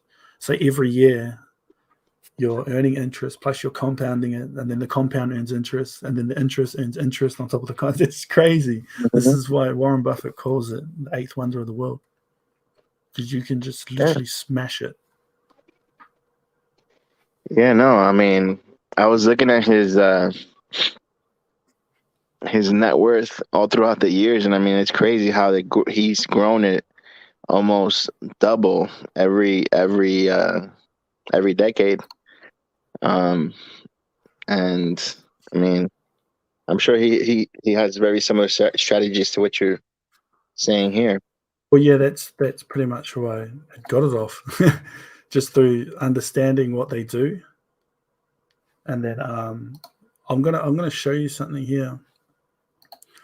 This is something that I built. It's part of the course. Um, can you see this? Yeah. So what this is this allows you to track. So I built this for the investing course, and what it is it allows you to put in here your income, Hmm. and then you can put in your expenses. So everything from home to living, blah blah blah blah blah, and then your assets, like your cars, your homes, blah blah blah blah blah, and then your liabilities. Then all of that gets worked out up here, Hmm. and it'll tell you your total income, and then it tells you your total expenses, and then it tells you your available income for the month. And then from here, you can work out how much of a percentage you want to invest, and then it tells you monthly investments. Oh, that's And perfect. then the way that I've set it up is that, because I deal with a certain amount of pools, like I showed you in the last picture, where you've got compound and then Right. the dream pool and blah blah blah. You just divide this by how many you're going to invest in, and Hmm. then that'll tell you right here that you're going to invest in blah blah a certain amount of money to each pool every single month. So now you've Right. worked out like your whole expenses, everything, all for yourself, without paying somebody like $10,000, whatever it is, however Right. much they charge. You're actually taking control of your own, Hmm. and then Which I like to obviously, do. I like to take control of my own stuff. yeah, I don't. 100%. I You don't don't like want to to be pay paying. people. Right. That's what I'm saying. And this here, this template that I've created is actually yours when if you join the course. Like, you take this with you, like it's yours for the rest of your life. It's not, oh, don't pay next month, you don't get it. Like, it's literally yours. Hmm.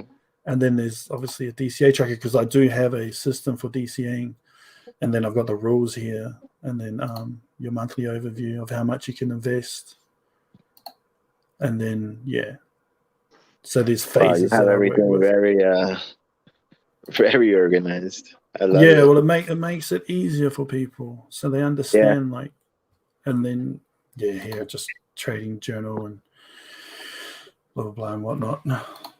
But So that's you trade as well. You day trade as well. yep, I do. I do Okay. trade. But Day trade. I stocks mainly or I'm crypto. crypto. Oh, okay, so you day trade crypto. Okay. Yeah. But I don't like. It's not just day trading. I do swing trade. I prefer to swing trade because it's less stress. Like, I don't want to. The aim that I try to show is, you don't want to be at the computer all day long. Literally, Right. max you should be sitting at the computer when you're trading is 5 hours. You shouldn't be sitting any more than 5 hours. Mm-hmm. Yeah, no, You should be. I trade too. And but I trade stocks usually, not crypto. I invest in crypto. I haven't done the trading part of the crypto. Um, I'm just gonna stop sharing here. I do mostly options trading, Okay. and the most that I kind of want to be done probably like 3 hours. Start like around 9:30, be done by 12 max. Yeah, yeah, and like You just get burned out. That's the thing. I feel like I remember when I first started, the more hours I would be putting in, I felt like I was just over doing it and then just doing bad trades afterwards. Like I was just already burnt out from just thinking and emotions and this and that. I started doing dumb trades. So I yeah, and I noticed that think the less I traded and the less hours I did, I actually was doing much better. yeah, and I believe that's true because like we were saying earlier that the market's built on emotionals. It's built on emotions. Like Hmm. quite literally, like when I first started trading, I'd sit at the charts all day long. But Right. yeah, it's just Hmm. it's not it's not worth it. Like when I got into this game, my plan was to have as much freedom as I can, not to sit Right. here every day looking at a screen. You I might as charge for well. 10 hours a day. Yeah. I literally used to trade like 15, 16 hours a day, just sit there and just look at the screen. Hmm. When in Yeah, actual fact, there's that was times. me too. Yeah, Which is good, I guess, in the beginning because you're getting that screen time that they say, you know, yeah. um, and you're getting that experience. But I think after you get all that, you should just literally just be in the screen for, like you said, 3 to 5 hours max. You Yeah, know, literally like. But it's just like you said, it is one of those things where you sort of it's good to learn at the start. hmm But Can I interrupt for a minute? yeah, sure. Yep. I just want to tell everybody I'm not going nowhere, but I just want to thank you all for being here, and we're gonna all be a part of history, helping each other out and helping out the future investors. And I thank you all for being here. But Liquidity, I have two questions for you. One question is if you can go over basic 2 or 3 charts, maybe we could do Bitcoin, Cardano, and XRP, or any 3 of your choice. And I want your best advice, not financial advice, for someone like JV. I met JV on my live. He's been to almost every one of them. And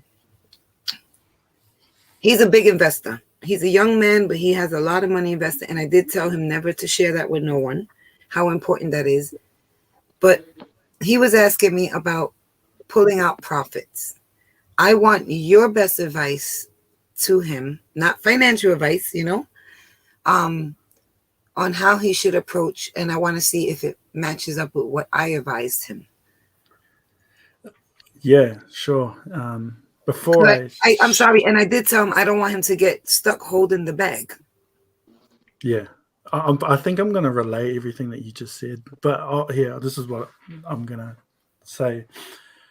Before I get into the chart, you got to have a reason. Like, are you talking about investing? Or are you talking about trading? No, pulling out profits from his crypto. Okay. investments. Yeah. Yeah. So you need to have a reason why you got in, and then you need to have a reason why you need to get out. It's that simple.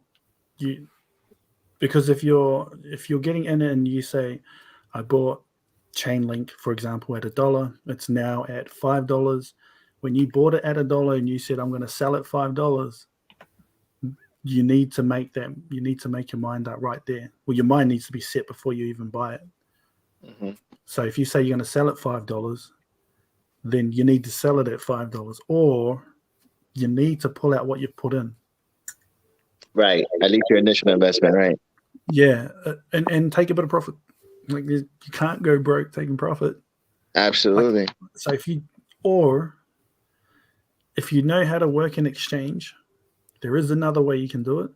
You can put what they call a sell stop order. I'm pretty sure it's called a sell stop.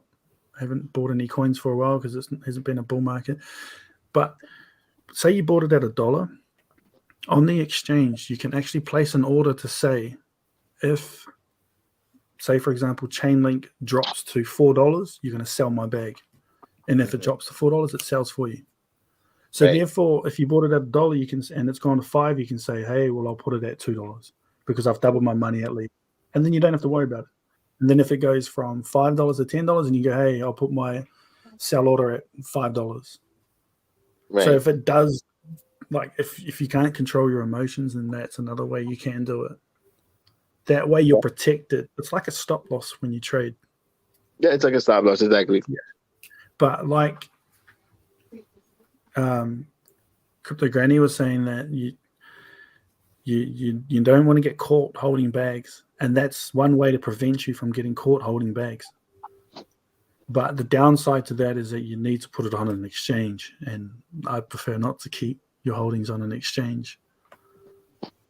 But that you can set alerts. Maybe you can do it inside your wallet, or you can do it on a like CoinMarketCap.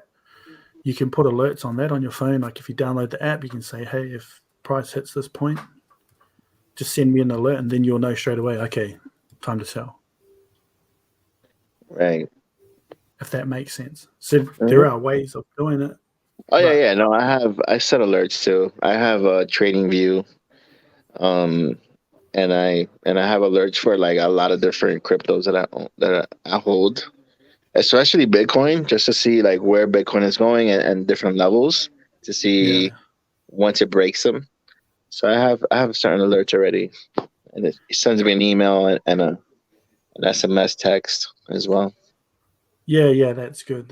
And that's what I chart is I chart Bitcoin because the market doesn't move unless Bitcoin moves, and that's just how it's going right now. Right. Maybe down the line it may change, but realistically, like we seen it last night, Bitcoin pumped, ETH followed.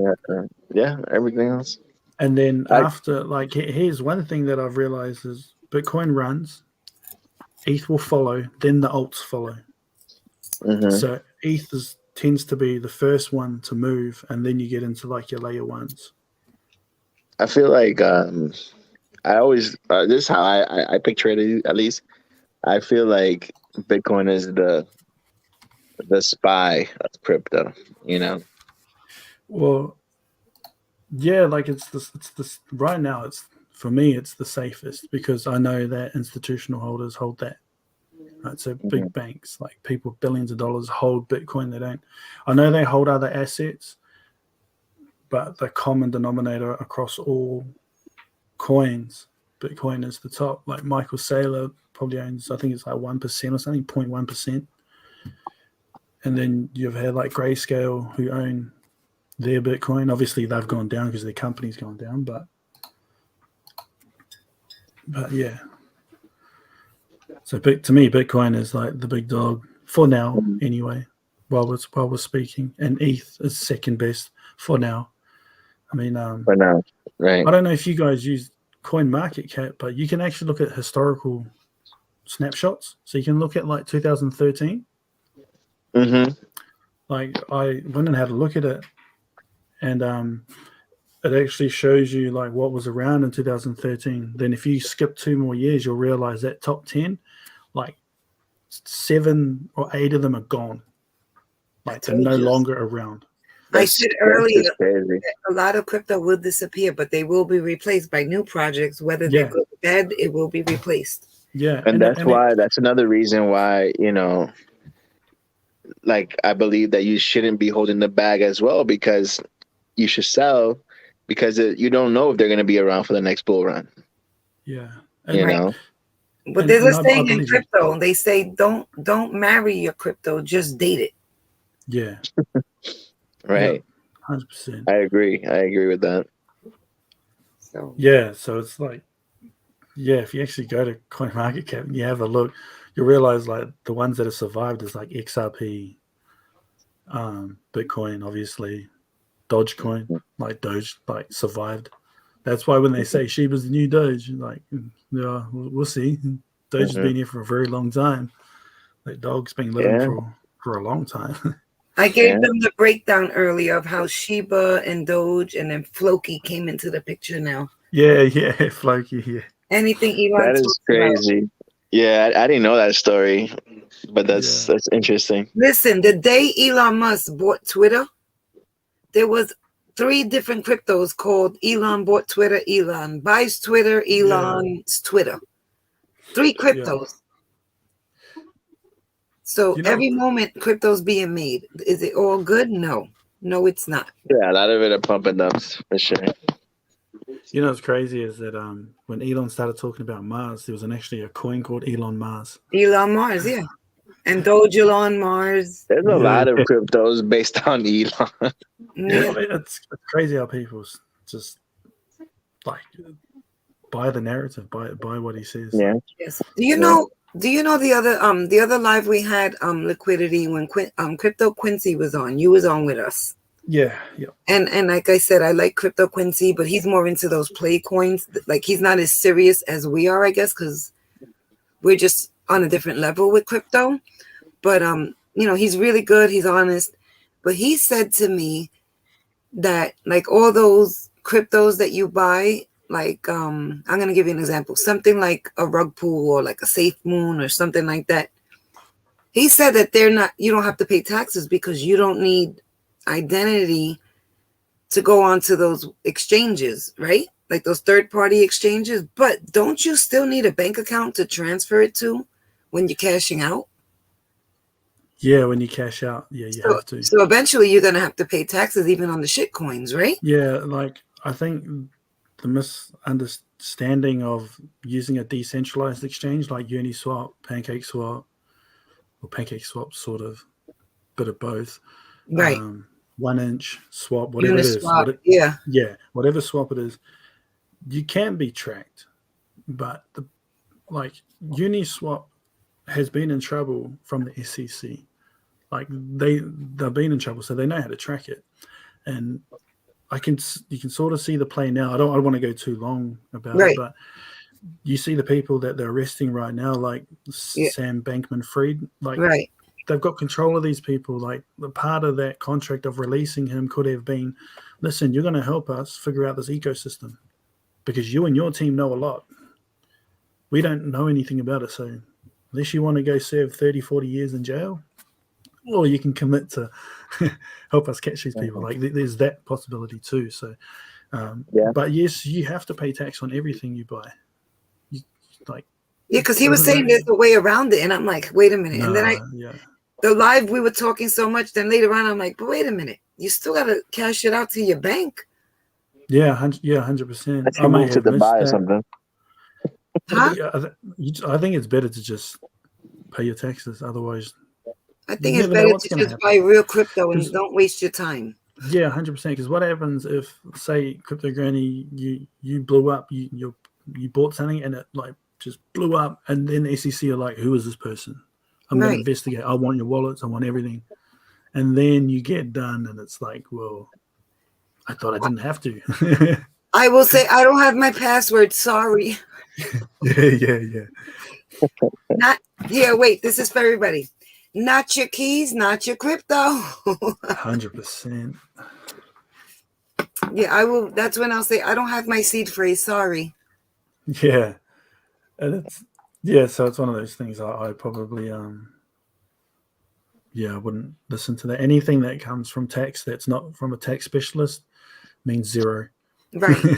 Do you guys know anything today? Because my nephew's in Japan and they're very limited to what crypto they can purchase. But today, I found out that now they can buy XRP. So I was thinking that was very good news. I'm not too sure, but because they're limited. They're limited there to what they can buy. Yeah, you guys can't buy it, right? Like, or you can, I can get XRP. But you're not meant to or something, isn't it? Like, I don't know if that's not true. Not a lot of exchanges have it. That's the word. BitGet selling it, Uphold selling it, KuCoin, if you can get on, most people cannot open a new account with the KuCoin, but my account is old, so Yeah, I don't have a KuCoin. That's the one thing that I wish I was like, man, there's so many coins that I want to buy that I can't get because I don't have a KuCoin account. But a lot of coins you can also, because you're Florida, you can download a SafePal wallet exchange. You Oh, can what? buy like Safe SAFE PAL. Mm-hmm. Before I was able to get XRP, I used to buy XLM on Coinbase and I used to send it to SafePal. And then I used to convert it to XRP. And everyone was like, oh my God, how are you getting XRP? You know, like you got to be somewhere else. And I was doing it because I was just trading XLM and converting it on SafePal. Got it. And And there's a fee for that, right? There's like a fee to convert it? it's not much. I mean, it's XRP we're buying. Does it matter? Yeah. Right? Yeah. And what's nice is it has a seed phrase and, you know, it's like it's pretty secure. I haven't had no issues, but read about it if you're going to ever do it. PayPal. Now, could you buy any kind of crypto with that? Well, you would buy all you can add crypto to the list. I got suckered into a couple of years ago from a family member. I got suckered into buying a handful of cryptos. Mhm. And when I was playing with it, I was like, all right, I'll do 500, 1,000 here, 1,000 there. But it was a bunch of different things. So a lot of money went into it. Yeah. And if any of them are worth $30 today, that's my jackpot. You know, they were all shit coins. But the only way I was able to get them was through something like that or through, what was I using at the time? Uniswap and PancakeSwap. So that's another way to do it will be with one of those. Yeah, but I feel, and Liquidity, you've been around long enough too to agree or disagree. I feel honestly, if you have to go through, and I'm not talking about the XRP thing I was telling you, but like if you have to go to one of those swap things to buy crypto, I feel that it's not even worth it. Yeah. Because Yeah, I feel if it's such a good project, why isn't it on Coinbase? Why isn't it on even? I mean, Robinhood and Webull, people say bad things about them because they're a stock, app. But I mean, if I had to be somewhere and use Robinhood to buy crypto, Cardano or something regular, I don't mind. Some people just hate it. Right. Because it's not a crypto exchange. But the whole point is, I feel if it's not on a real exchange, a good exchange, crypto.com, Coinbase, KuCoin, Binance, whatever's your exchange of choice, I just feel if it's on that third-party exchange that it's probably not going to be a good crypto. Mm-hmm. I don't know if I'm wrong. Exchanges, one thing I realized, some exchanges charge a little bit more, so I use Coinbase One, and the truth is, I love it. I don't pay buying in and out. I pay a fee. I don't even know what the fee is. It just goes off my credit card, my debit card, and I don't pay fees going in or out. Because I use different ones. I use different exchanges. But I was buying like on crypto.com a few things. And then I was like, I wonder how much of the same coin that I'm going to buy here, how much I could get it at Uphold. And I went in Uphold and I put the same amount and I was getting way more. And I was like, oh man, I'm going to buy on this. That's how they make their money. Mm-hmm. That's how Sam Bankman-Fried was making money with Bitcoin. He was buying it in Japan, right? Mm-hmm. And you do the difference from the dollar to the yen or whatever it's called, it's $1,000 difference. Right. So if you're a billionaire, gazillionaire, whatever the kid was, and you're buying a shitload of Bitcoin in Japan, every one you're profiting $1,000. Because when you sell it on the exchange in the US, you're making $1,000 more than what you pay for it off the bat. Right. So that's how they make their money. Yep. But I notice even a penny difference, you'll get more on one site than another, plus fees. Yeah, exactly. So I was like, the fees are about the same, and I'm getting way more coins here. I was like, I'm gonna buy here. It's like I could look at the charts and I could tell my husband, because we're always like, what's this? What's that? Like we all pull up the charts together. And he'll say it's $1.02 here, and then if I look on something else, I'm like, it's $1.05. He's like, what? I'm like, that's crazy. Mm-hmm. Every penny when you're buying, 100, 1,000, 10,000 coins, Absolutely. it's a lot of money. Mm-hmm. So, Liquidity, do you want to share a chart? Maritza, do you have any questions? This was a great live. Very informational. Like, it was great. Yeah, I would like to see some charts. I mean, I have some ideas too. I like to chart myself, and I like to see other people's charts to see if they align with mine. I'm going to read the charts for you. I'm going to read them like Carl Moon. It's going to go up, but it might go down. Thank you, everybody. Well, do you want to share your charts first? I mean, do you have your computer in front of you? Or? No, I don't have mine right now. Yeah, I'm on my phone. So the next time I'll do this through my computer. Just that the kids were like awake and they were screaming, so I stepped out and I was just on my phone. That's cool. Okay. Tell them But to be I can't quiet share because Daddy's making money for the family. Okay, Yeah, I'm doing it for the kids, for the generation, you know. Oh, yeah. I tell everyone. That's I'm like, I'm all in. who's all in? Oh, Pollo.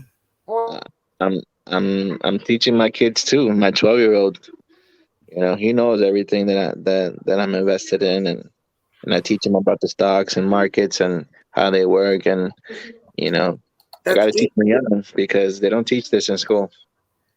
You know, you can 100%. volunteer. I'm sorry, you can volunteer and teach crypto in New York City. I don't know about in Miami, but you should call the school and ask.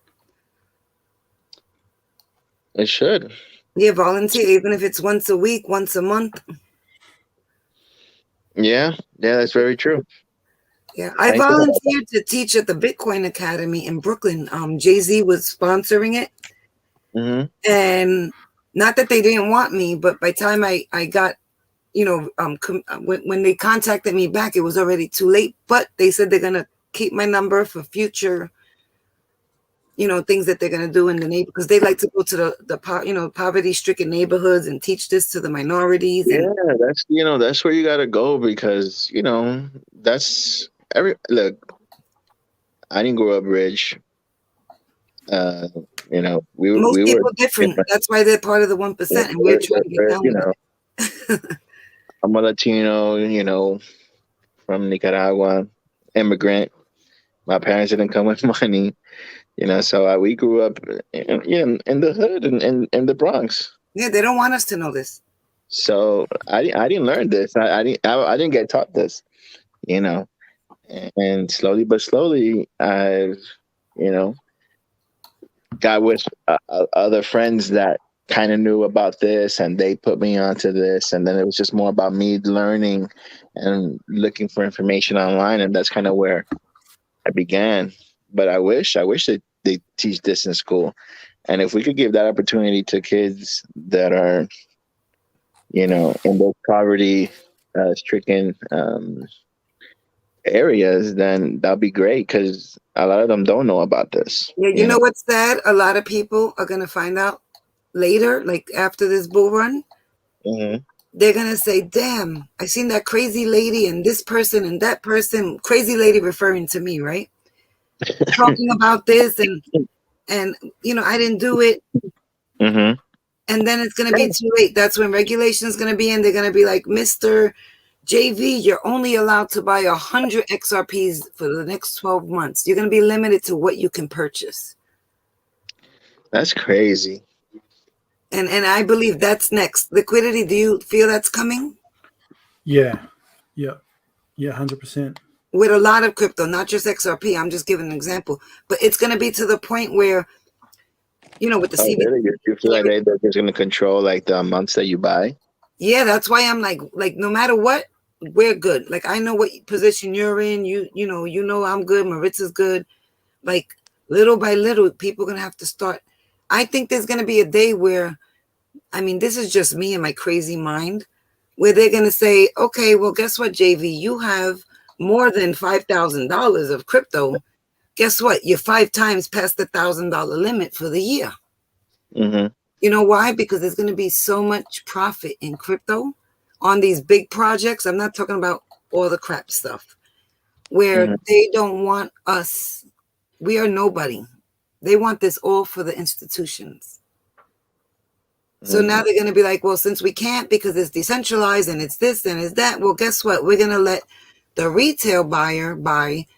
I mean, I'm just throwing numbers. $1,000 a year of crypto of their choice.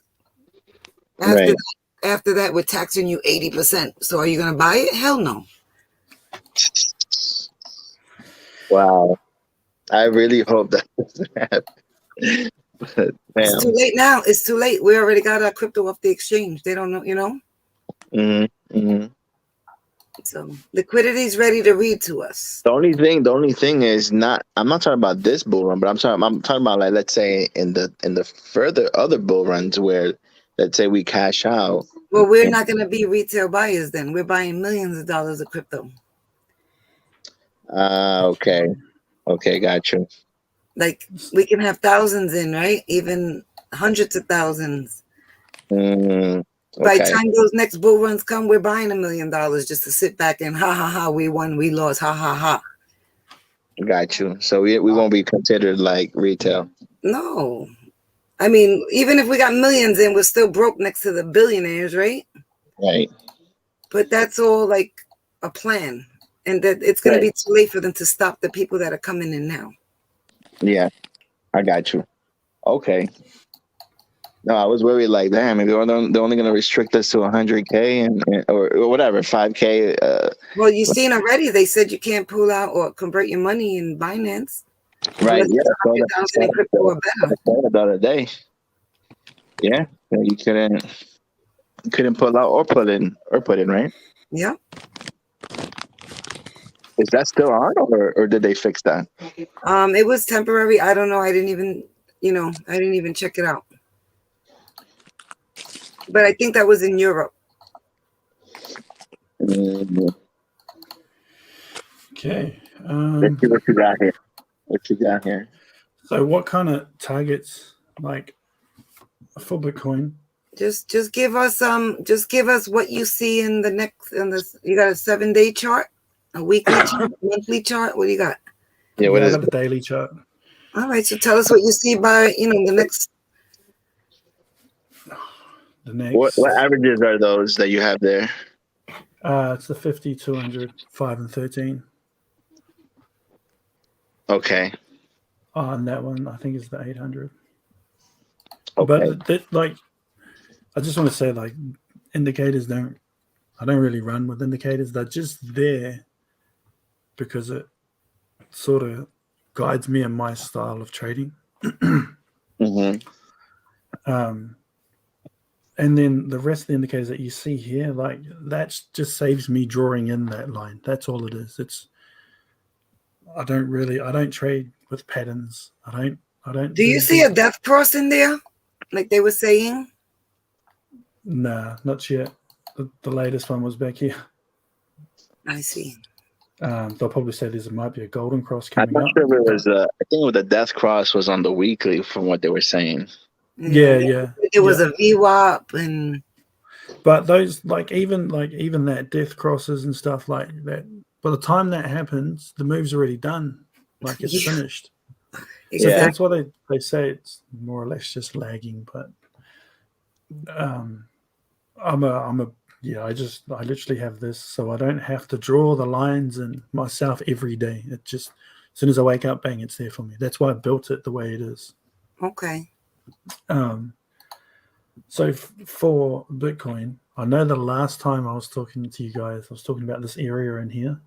Right. So if between 17,400 and 20,500, that's the first area I want to see break. Okay. Before moving down to these areas. Worst case scenario now I'm going to give you that I see the lowest is 11,000, between 11 and 13,000. Wow. That's what I think a lot of people get their areas from. And the reason why I'm looking at this area is because I know there's liquidity there. So to tell you, I work out liquidity. I actually posted a video on TikTok and explained that 25K last night, for the last 2 weeks, I was talking about there's liquidity up here at 25K. There was $106 billion worth of liquidity up at 25,400. Oh shoot! That's $106 billion worth of shorts opened at that level, I ready to seen be the shorts liquidated. last night. I was playing with something with my husband, and we seen like a lot of money in shorts. Yeah, and so when I was talking about that area, it actually built up from what I thought it was. I thought it was 20 billion, but it ended up being 116 billion or 160 billion, something like that. And that was my area of interest before we turn around, and it looks like we may be turning around now. I think we're going to pull back. I personally think we will That'd be pull awesome back. if we do, if we get to those levels. Yeah, I would. because there's oh my God. liquidity down here that's been left here. Let me go back to the weekly. This is Marissa, the do you BLX. understand this? Not really, but I'm listening. Okay, I'll try and make it a little bit easier, just so you guys understand. So I can see in these levels. This is the BLX chart. So if you type in TradingView BLX, I'm not sure if you guys know this, but this gives you the most historical value based on Bitcoin. So you can literally go all the way back to 2010. If you use Binance chart or any other chart or Bitstamp, it only gives you so far. I think market. Which one is this one? It's BLX. called, yeah, BLX. Yeah, because I know you're right. Because many other charts from the Bitcoin only stop it till like 3 years ago. I think market cipher goes all the way to the beginning. Yeah, and it would do if you can use BLX. His indicator will bring you right back to whatever the candles show. Okay. One thing that I realized, I mean, and I'm not, I like to look at historical data too, but the last 3 bull runs, when they went to the bear market, each one dropped the Bitcoin dropped around 85% from its top to the bottom. And you can, so you mean like this? You can see it, around there.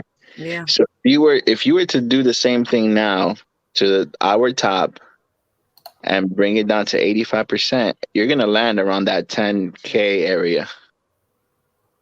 Yeah, and these people, like, you know who, the Bit Squad, the Shit Squad. Where's that? Where does that land you? Huh? 9,700. There you Give go. or take. It's about I said 9,000. That's the number I'm throwing. Yeah. Mm-hmm. Richard Hart says 11K and pray, right? And he's sticking to it. Look, and you could go to the previous, not just this one, but the other bull market and do the same thing. You'll see it did 85% as well. Yeah. I think it was, what year was that? This is 18. 2000. Yeah. So do the 2013 or he don't go. Oh, he got it. Yeah, you just have to stretch it out.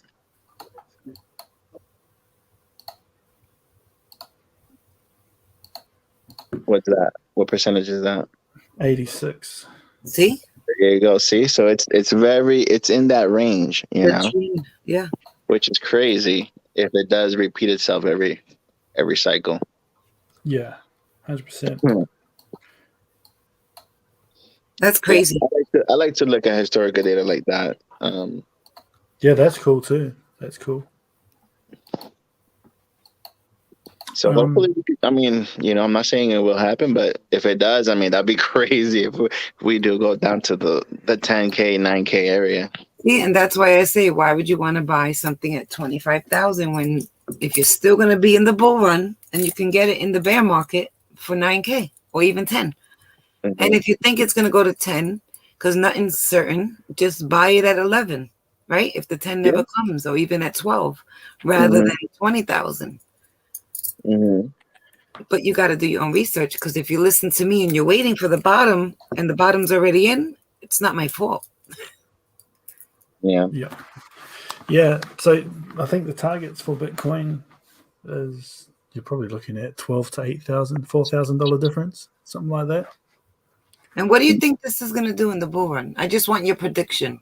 I think I asked you that before. In the next bull run? Yeah. Ooh. If Bitcoin survives, Thank you. That's me. That's the way I would answer. if it survives, I think Thank it'll be you. crazy. It'll be absolutely nuts. What do you think? What's nuts? We're just throwing numbers. We're not financial advisors. We are all investors. I think past at least, it's definitely going to go past 100K per coin. Definitely. Because we were at 5 figures at 69. I think we were up here. What was this? That was 68. 68. So 40,000 ain't much. Off 68, you break that, then maybe we get a little retrace, and then we just continue up. So But 6 figures. You I'm see, thinking the highest. Yeah, I like to 68. go. Do you use the fibs at all? Not really, because I've been taught that anything that's for free that comes with trading view is just crap. I've met a trader who's been doing this for like, I think 35 years. He doesn't need candles to trade. He's spent $500,000 building his own indicator. He doesn't trade crypto. He trades stocks. And he's proven it to me. He goes, I'll show you. He's put on a $600,000 trade, no candles, just running off his indicator. He goes, watch, I will show you. He goes, tell me when, what coin, whatever it is. He went into it, done it, boom, pulled profit, didn't even look at the candles. And then he explained what it is. So it's like, I don't really use fibs. He just told me don't use your system and build for what's good for you.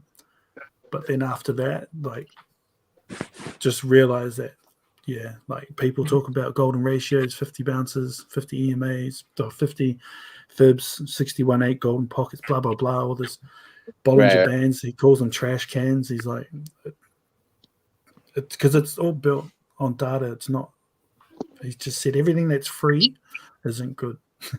That's interesting. Yeah, I like that.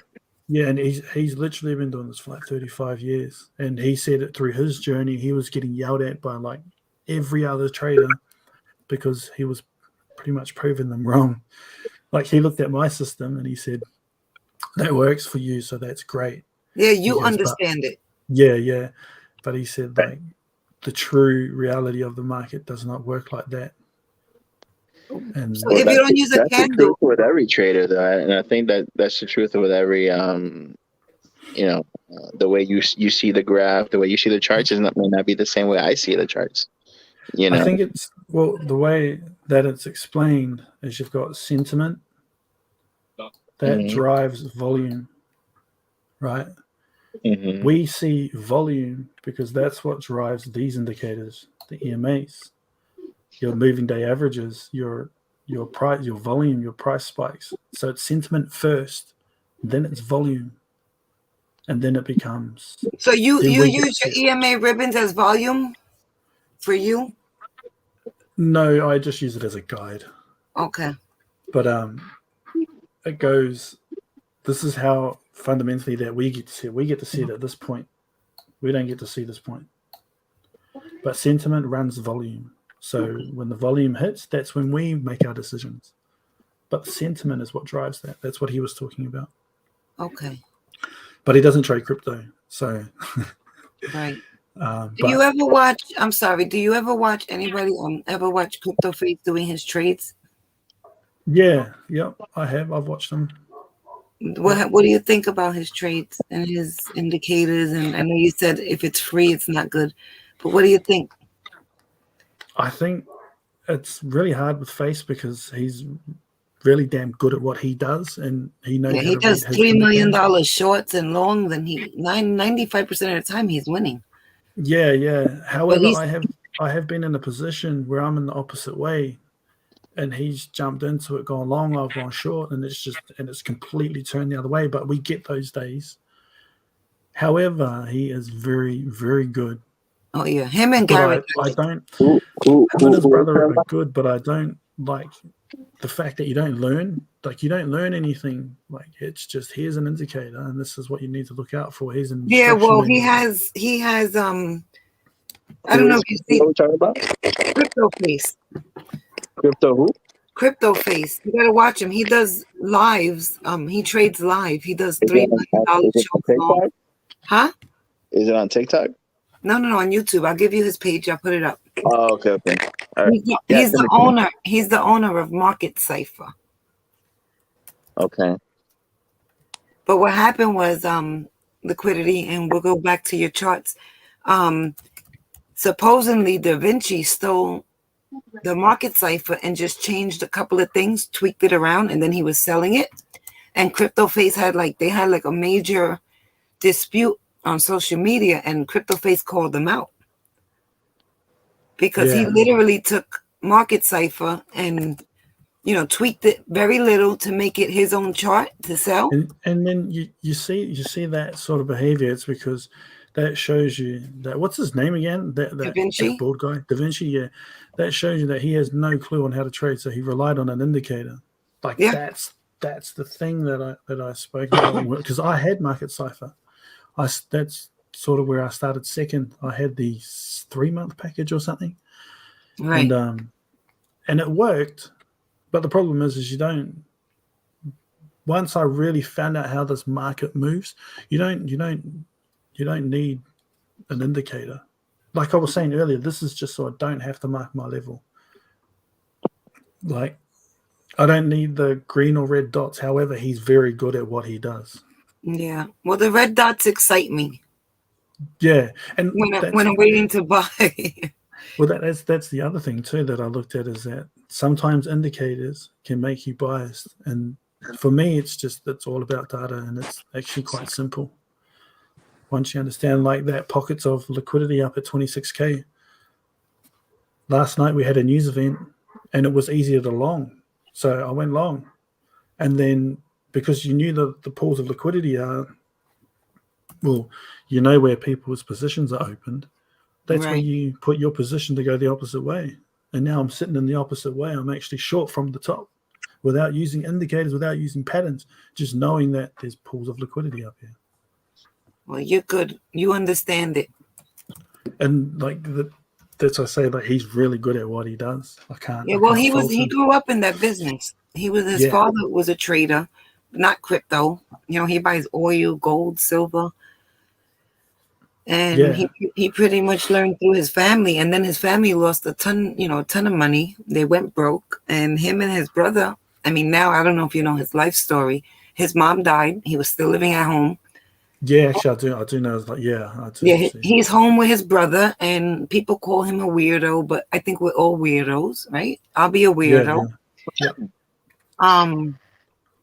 And I learned that when I watched the movie The Big Short. They were saying, oh, everybody in Wall Street and traders, it's all the same stuff, right? Crypto, Wall Street.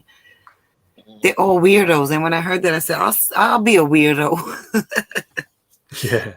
Call me what you want, right? Yeah. Call me what you want. I'm making my great grandkids wealthy. I like I really do like Crypto Face and what he does. But yeah, just that was just my experience, is that you didn't learn how to read the market. It was just relied off, because there was, other than green dot, red dot, momentum waves. But he definitely.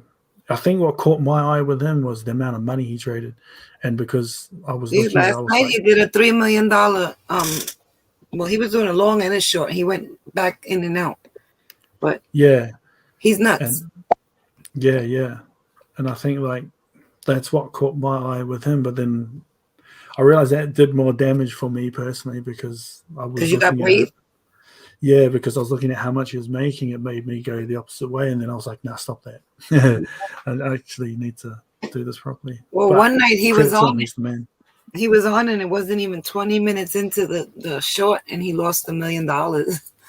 Yeah. So he's got the highest on YouTube. I think it's the highest profits and the biggest loss. Yeah, because a lot of people say, "Oh, I'm doing this, I'm doing that," but show us,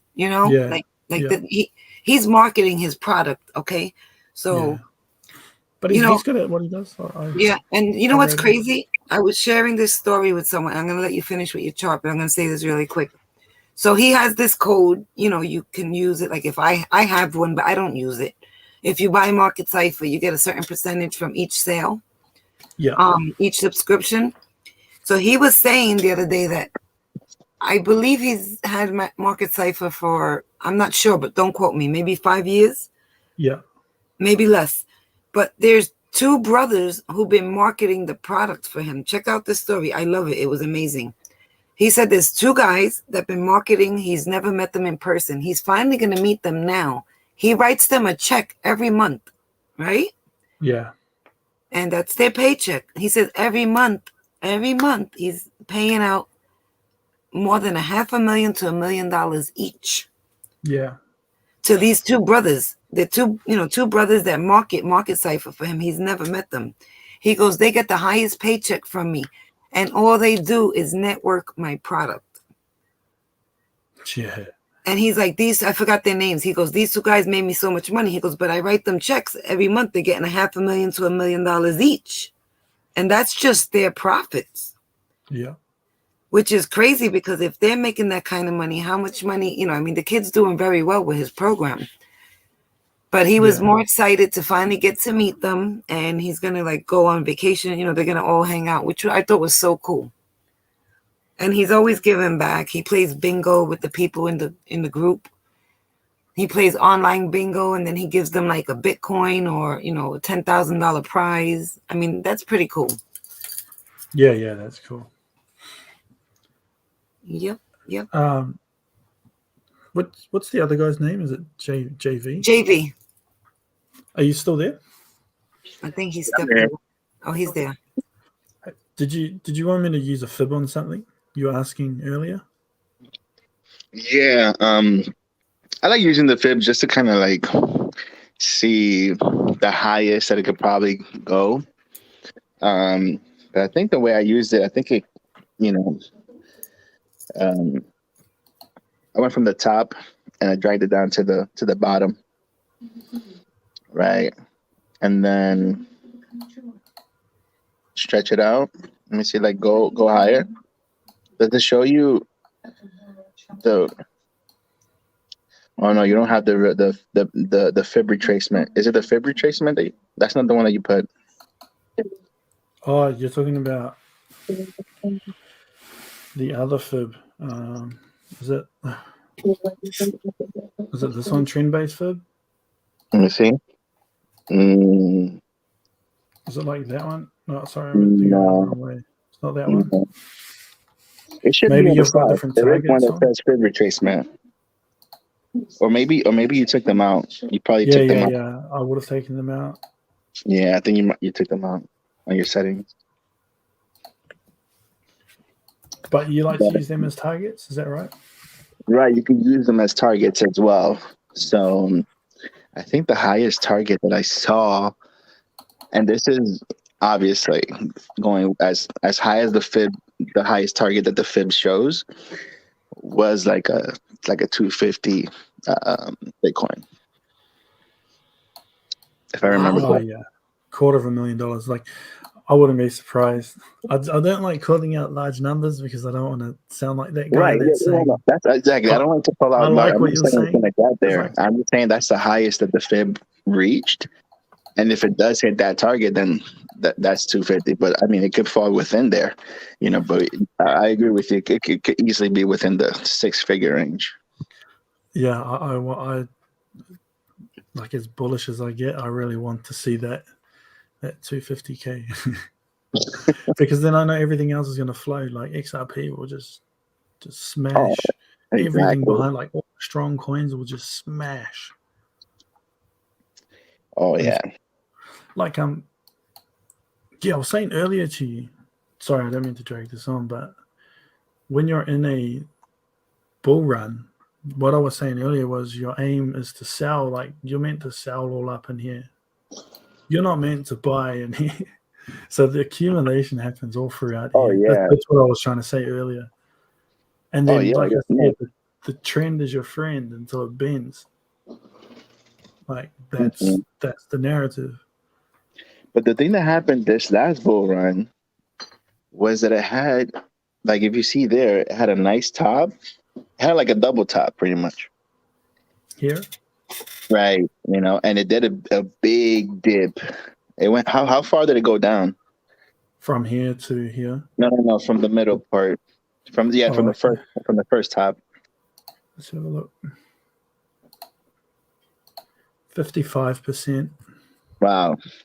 That's a Can big you see drop. that clearly, or do I need to zoom in? So what was it? That was when it was at 60 something and went down to 40? Or was 50 it? something? Yeah.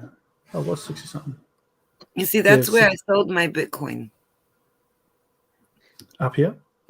Yeah, at the top. I sold all my Bitcoin at the top, and Lovely. when it dipped to 3K, I bought again, ran up a little bit, and then I only own one today proudly because I took all my profits and bought XOP and Cardano. Nice. But did you sell it at the first top or the second top? The 68,000, 67,000, I think we cashed out. When I sold, and the funniest thing is Michael Saylor was selling to Busta Rhymes, convincing him to buy, and I was telling him, don't do it, don't do it, don't do it. Guess what? He should have listened to me because he went all in for no reason. Like, oh man. So both of you trade, right? I don't trade. Sometimes I get brave and take profits or something stupid, but okay. I have separate how do I say? I say my bags are locked and loaded, but then I have my little play stuff that I just play with because I'm stupid like that. Yeah. It's like play money. What else? But I'm gonna start trading. I'm gonna start day trading, like trading, like soon. Yeah, when are you gonna join the course? I'm gonna give it to you for free. No, well, oh, what happened? She's gone. Are you guys still here? Everyone's still here? Hello? Yeah, I'm here. Oh yeah, okay, cool. You're here. What happened to Crypto Granny? I don't know. She may have disconnected. Alright. Oh, okay. Yeah, I like what this guy said. If you hang with millionaires, you'll become a millionaire. Yeah. I've heard that saying before. If you hang around the barber shop long enough, you'll get a haircut. So they say. That's exactly how it is. But yeah, man, that's how I play the fibs. I just like to see it as potential targets. Not that it will get there, but it's a potential target, Yeah, no, that's cool. Because everything I do is potentials anyway. So it's like anything that works within your style, then add to it. Because if you go to the last bull run, the previous one, and do the fibs on that. And put all the and then look at the potential. What was the highest of the potential? Ah, damn it! I didn't put it on. Let me just. I don't have another one. There should be another one, and it should be like very close to the high. That was close to it. Yeah, there you go. That's the highest. Was 70 something. You see how close we got to it? Yeah. So yep, I see it there. Right. So we didn't get to it, but it was close enough. Yeah. So these are just things that it's not a guarantee, obviously. How do you base? So I'm just trying to get into the mind of another trader. How do you base that we could come back up here? What is your reasoning for that particular area? Well, also, I mean, you got to think about the way Bitcoin is created, and from what I've learned, at least so far, the Bitcoin halvening and all that, and how it'll create a lot more buying pressure. I'm not saying, I don't use it as it will. I just use it as potential. I mean, it could always fall short. but these So are you just factor in certain things that may get it to this price point. Is that right? right, and just Okay, going that's by fine. also by previous data too. Oh yeah, That's cool. the Yeah. thing. So that's like I like to use previous data for my analysis. Okay. Yeah, no, that's cool. Just like I was showing you like the 85% on each time that it dropped. Yep. History tends to always kind of repeat itself. Can Yep. I Okay. ask a question to either JVC? Now I'm asking you all questions. Either one can answer it, or you can both answer it. So if, let's just say the stupid numbers about Bitcoin in the next bull run, right? Uh-huh. Let's just say it went to $250,000, Mhm. right? Everybody's Yeah. like, oh my God, Bitcoin went to 250,000. Yeah. How much of an X is it from the last all-time high? 3 times? From 3X? the last 60, 120. It's 4x, Okay, a 4X. Okay. 5x maybe. Okay. Yeah. Just stay with me and see where I'm going. Okay. And answer my next question. I'm There's a gonna invest. percentage. Huh?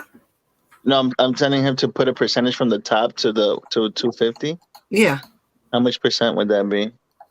That'll be 400%. Oh, it's 300. actually 300. 300%. Yeah. Yeah, I'm just ballparking. Okay, but it's a 4X, right? But what we should be doing is from where we are now. Okay, from where we are now. Because then how much is that? 800%. 800%. And how Okay. many X? That would be an 8x. Yeah, 8X. 8x. Almost Okay. a 9x. Yeah. So you take $20,000. This is just me and not financial advice. You take 25,000. It's what now? 23,000? 23 and change? Mhm. Yeah. Well, Yep. You take 23 and a half. 23,500 right now, and you buy something that's gonna 100x. No, 9x, 9x potentially. No, I'm saying you take $23,000 and don't buy Bitcoin, right? It's just I'm asking, and you buy something that's gonna 30x, 40x. That's not asking for too much. Mm-hmm. Mm-hmm. Your profits are larger everywhere else but Bitcoin. Oh yeah, absolutely. It's like before not the bull run, before Christmas, Bitcoin's price in 2022, at the end of 2022, was exactly how much it cost 7 years ago. Yep. When it was sitting about 17,000, it was 17,000 about 2017. Yeah. Mm-hmm. So, I mean, I'm not hating on Bitcoin. I think you all know how I feel about it. I don't love it anymore personally, but I wish everybody the best with Bitcoin, and I want everybody to succeed in whatever their project is. But why? So for me, for Bitcoin, I see what you're saying, and I agree. Like, there's more gains to be made when it comes to altcoins. Hence, the reason why I talk about portfolios and why I teach portfolios, Right? is because you can cycle in the alts. But Mm-hmm. for me, the reason why I choose Bitcoin is because it's a safer option for me and what That's what I was gonna say. I was gonna agree to that. Overall, there's just a lot more. Well, how do you say it? Bigger industries are more interested in Bitcoin itself. For now. For now, that's right. For now, that it's a safer bet to hold. So it's sort of like holding gold against Bitcoin, because at the moment, gold is better than Bitcoin, whether everyone likes it or not. The fact of the matter is, people that hold billions of dollars are going to hold gold over Bitcoin, because we don't have regulation yet. So gold is better than Bitcoin. So for that example, that's the reason why I choose Bitcoin for now. However, to your idea, that's why I choose portfolios, because that allows me to catch the 40 and hold Bitcoin. Right. You set your whole self up for a win, not for a loss. Yeah. So That's why I agree with what you're saying. So there's more. The best thing is to diversify. Yes. Yeah. Yes. Yeah. And for the new people, there's more to crypto. As Liquidity Trader was saying, he got a whole setup. You set this up, you're that up, you're whatever your finances are, and you have your plan. You have emergency money. You got dream money, right? That's what you called it, dream money. Yeah. You know, you set yourself up for every scenario possible. Yeah, it's not because that just you're way, buying crypto and getting rich, because even if you get rich, you can go broke. yeah, that's right. And if everything fails, you've Right. you've diversified so much. Like you've Right. got stock portfolios and blah blah blah. And when things fall over, hey, you're not the one that's falling over. You're just like, oh damn it, this didn't work. That's okay. I still You got got this. I backup. still got that. Yes. Yeah, I got backups on backups on backups, and it's That's like, something my husband would break down to me as insurance. Self, your own insurance, like you're good just in case. yeah, because I mean, if you look at it, if something was to happen to yourself tomorrow, can your family access that? Can Right. they access everything you own? And if it's like you left them a world of pain, then you didn't really do a service to Right. to who Oh, you I know. love. I'm So, going through that right now. yeah, so it's like, I'm going through that right now with my mom. and that's what I think is missing from the crypto space, and Yeah. that's why I was like, because being here over the years, I realized that was missing, and it was because I had missed it. And Right. then once I started learning about it and started figuring it out, I was like, I'm probably better off giving this value out than trying to hold it. It's very good, and I'm glad you're sharing it with everyone, because even the smartest business, entrepreneur might say, makes sense. Let me make a portfolio of this, that, and everything that I own, all my assets, just everything, like across the board, because then it's easy, like you said, for the family to access. It's easy for you to see what you can afford. Even if you have the money, don't mean you can afford to do it. Yeah. It just You know? makes things a lot easier too. And then there's obviously, that's why I'm a big believer of DCA, because there's actually a strategy behind DCA. Right. Like there's obviously steps before it. And I know a lot of people don't believe in it, but it bloody works. And it works because, and there's another strategy too that I teach, and it's can show you how to maximize alt season. Like you think like you've bought the bottoms and you're selling, like I've got a system where I'm losing it. I've got a system where you just, it's just freaking nuts. And like you understand, when we're coming into this run here, you're not making just that 10%, 20%. You're going to be making more than that. If you're a trader too, then again, it compounds. So it's, I've been taught a system, then I tweaked it and put it on its head, and realized through how to, like, an alt season is one thing where you just sell your alts because you bought the bottom, but then there's another way you can do it too. And you can literally just keep gaining on gains.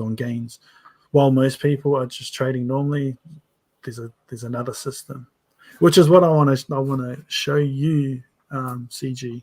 That's why I was talking to you about it, hey, I want to talk to you about this group. Because I want you to go through it so you can see it for yourself. Right. Yeah, Obviously, like I know that's awesome. Thank you for that. But I'm like Maya, one of the girls on the TikTok, she was talking about in the future how she wants to use, this is something else in crypto. Like we got to have different shows for these different things. That she wants to use her crypto basically as collateral for purchases of, whatever, real estate, cars, just assets, right? Yep. And there's a way down the line eventually where, whether it's XRP, any of your crypto, that you can use it actually as collateral. Yep. So there's so much more for everyone to learn and understand of what you can't do with crypto. Yeah, and I think NFTs were doing that for a little bit. There was a project back in 2021, because I bought some NFTs and I loaned it to this platform, and in return they give you like what the equal value is. So I went there and gave them a couple NFTs, and in return they gave me what that value was at that time, and they gave it to me in Ethereum, Bitcoin. There was DAI, USDT, USDC, like a whole bunch of coins. And if you don't pay it back, obviously they keep the NFT. So yeah, obviously that's already been done. So maybe when Carl Moon bought his Bugatti, he bought it with Ethereum. Oh, right. Yeah, and he actually streamed it. I mean, even though we have I don't hate him. He's a kid. He has a little, and I say a little bit of money because the way he's spending, it's not going to stay there forever. And I honestly think he's full of crap. Like his stories don't add up. And I met personally Da Vinci, questioned him on 3 things, and I have it on my YouTube. And he basically danced around one of my questions. We're face to face. It's hard to turn your cheek when we're sitting 3 feet from each other. And if you can't answer a question and I'm right in your face, it's not like we're even on the computer, on the internet. He literally went from asking me what, and then he changed the whole topic like a lunatic. And something like that really makes me go, red flag, Yeah.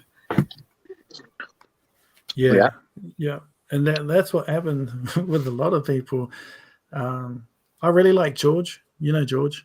I'm George. You're George. We're all George. Yeah, that's him. Yeah, like I really like him as a person. He's a Bitcoin maxi to the fullest, though. But I just like him as a person. Though. Yeah, he's cool. He's cool. Yeah, he's funny. As a person, he's really cool. One person I never actually listened to, and I'm very glad was. Don't really want to put him on blast like this, but BitBoy. I'm so glad I never listened to Hold on a minute. We're going to talk about that when I get back, but keep on talking. Yeah, so I'm glad I didn't get into much of Why, his why, content. why do you say that? Man, it went went south. It went south real quick with BitBoy, like because there were a lot of coins. I don't know the full story behind them because I really only watched it while I was trading, just for a bit of noise in the background. Mm-hmm. And there were some coins that he was talking about, and a lot of them just like he would shill projects, and then these projects would flop, and people would just get burnt. And so I'm very thankful that I wasn't a part of that.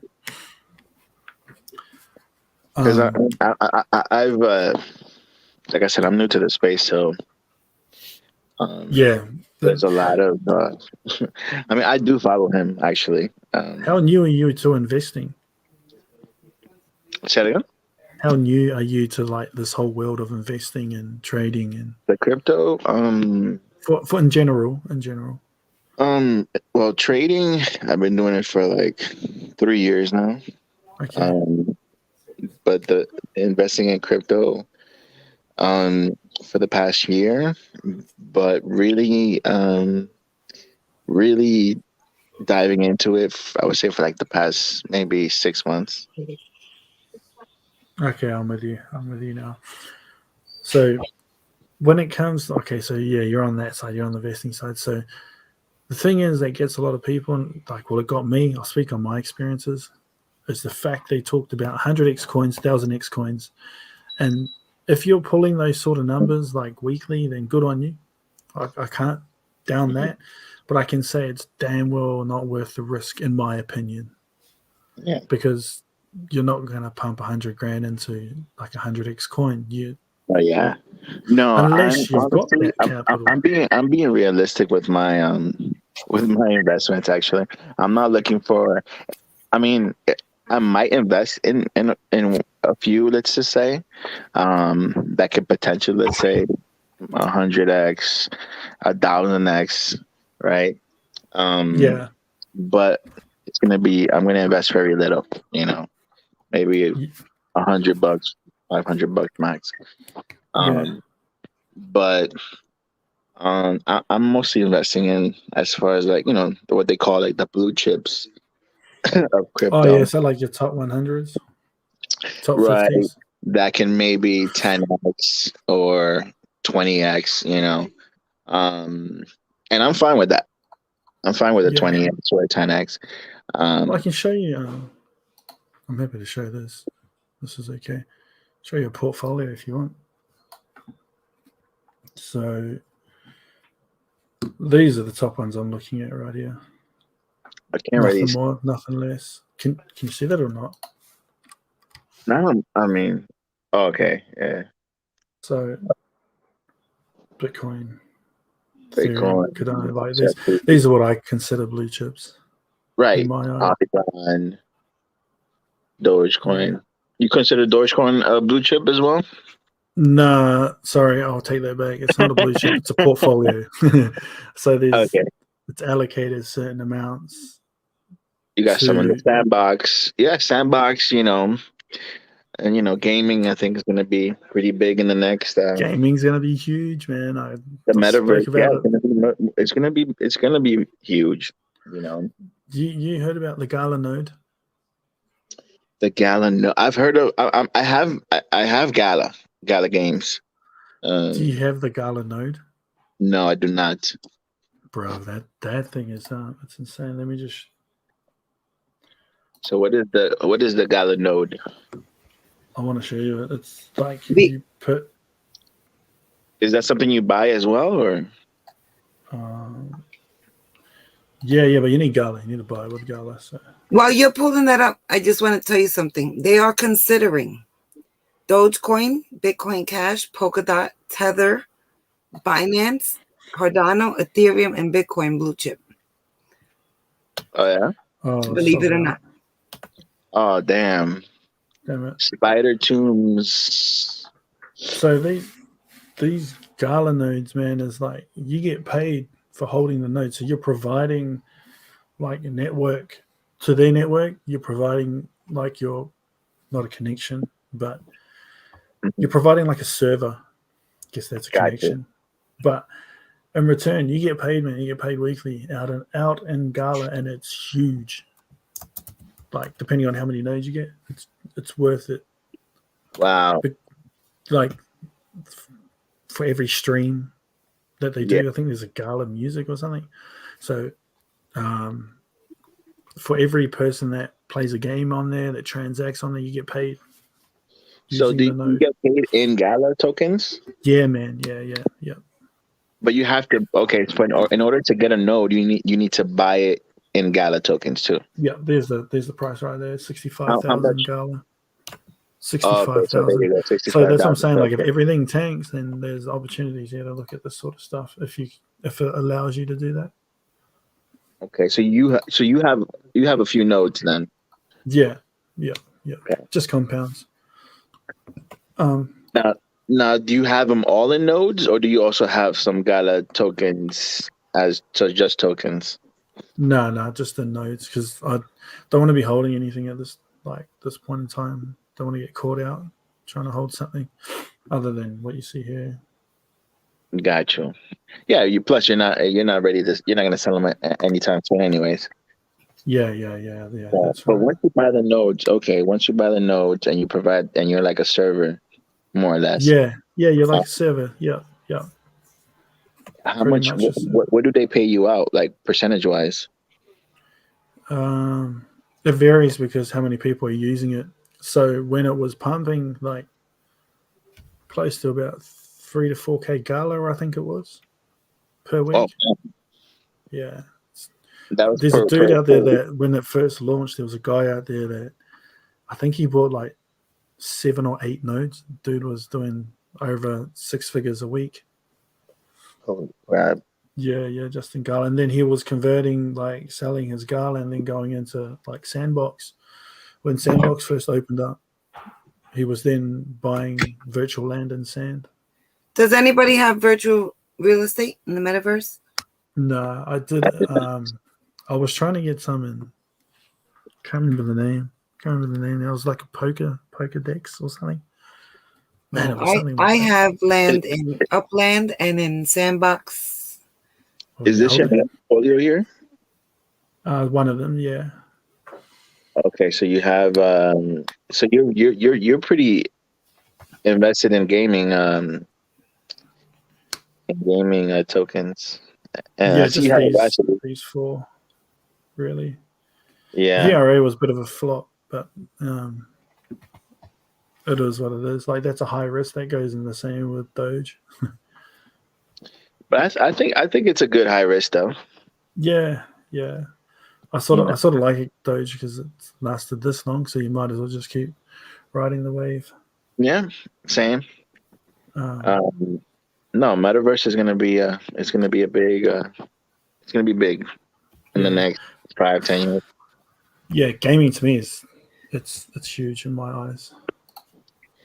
Yeah, no, I mean, the metaverse is, a lot of banks are calculating that the metaverse can be, I think they said like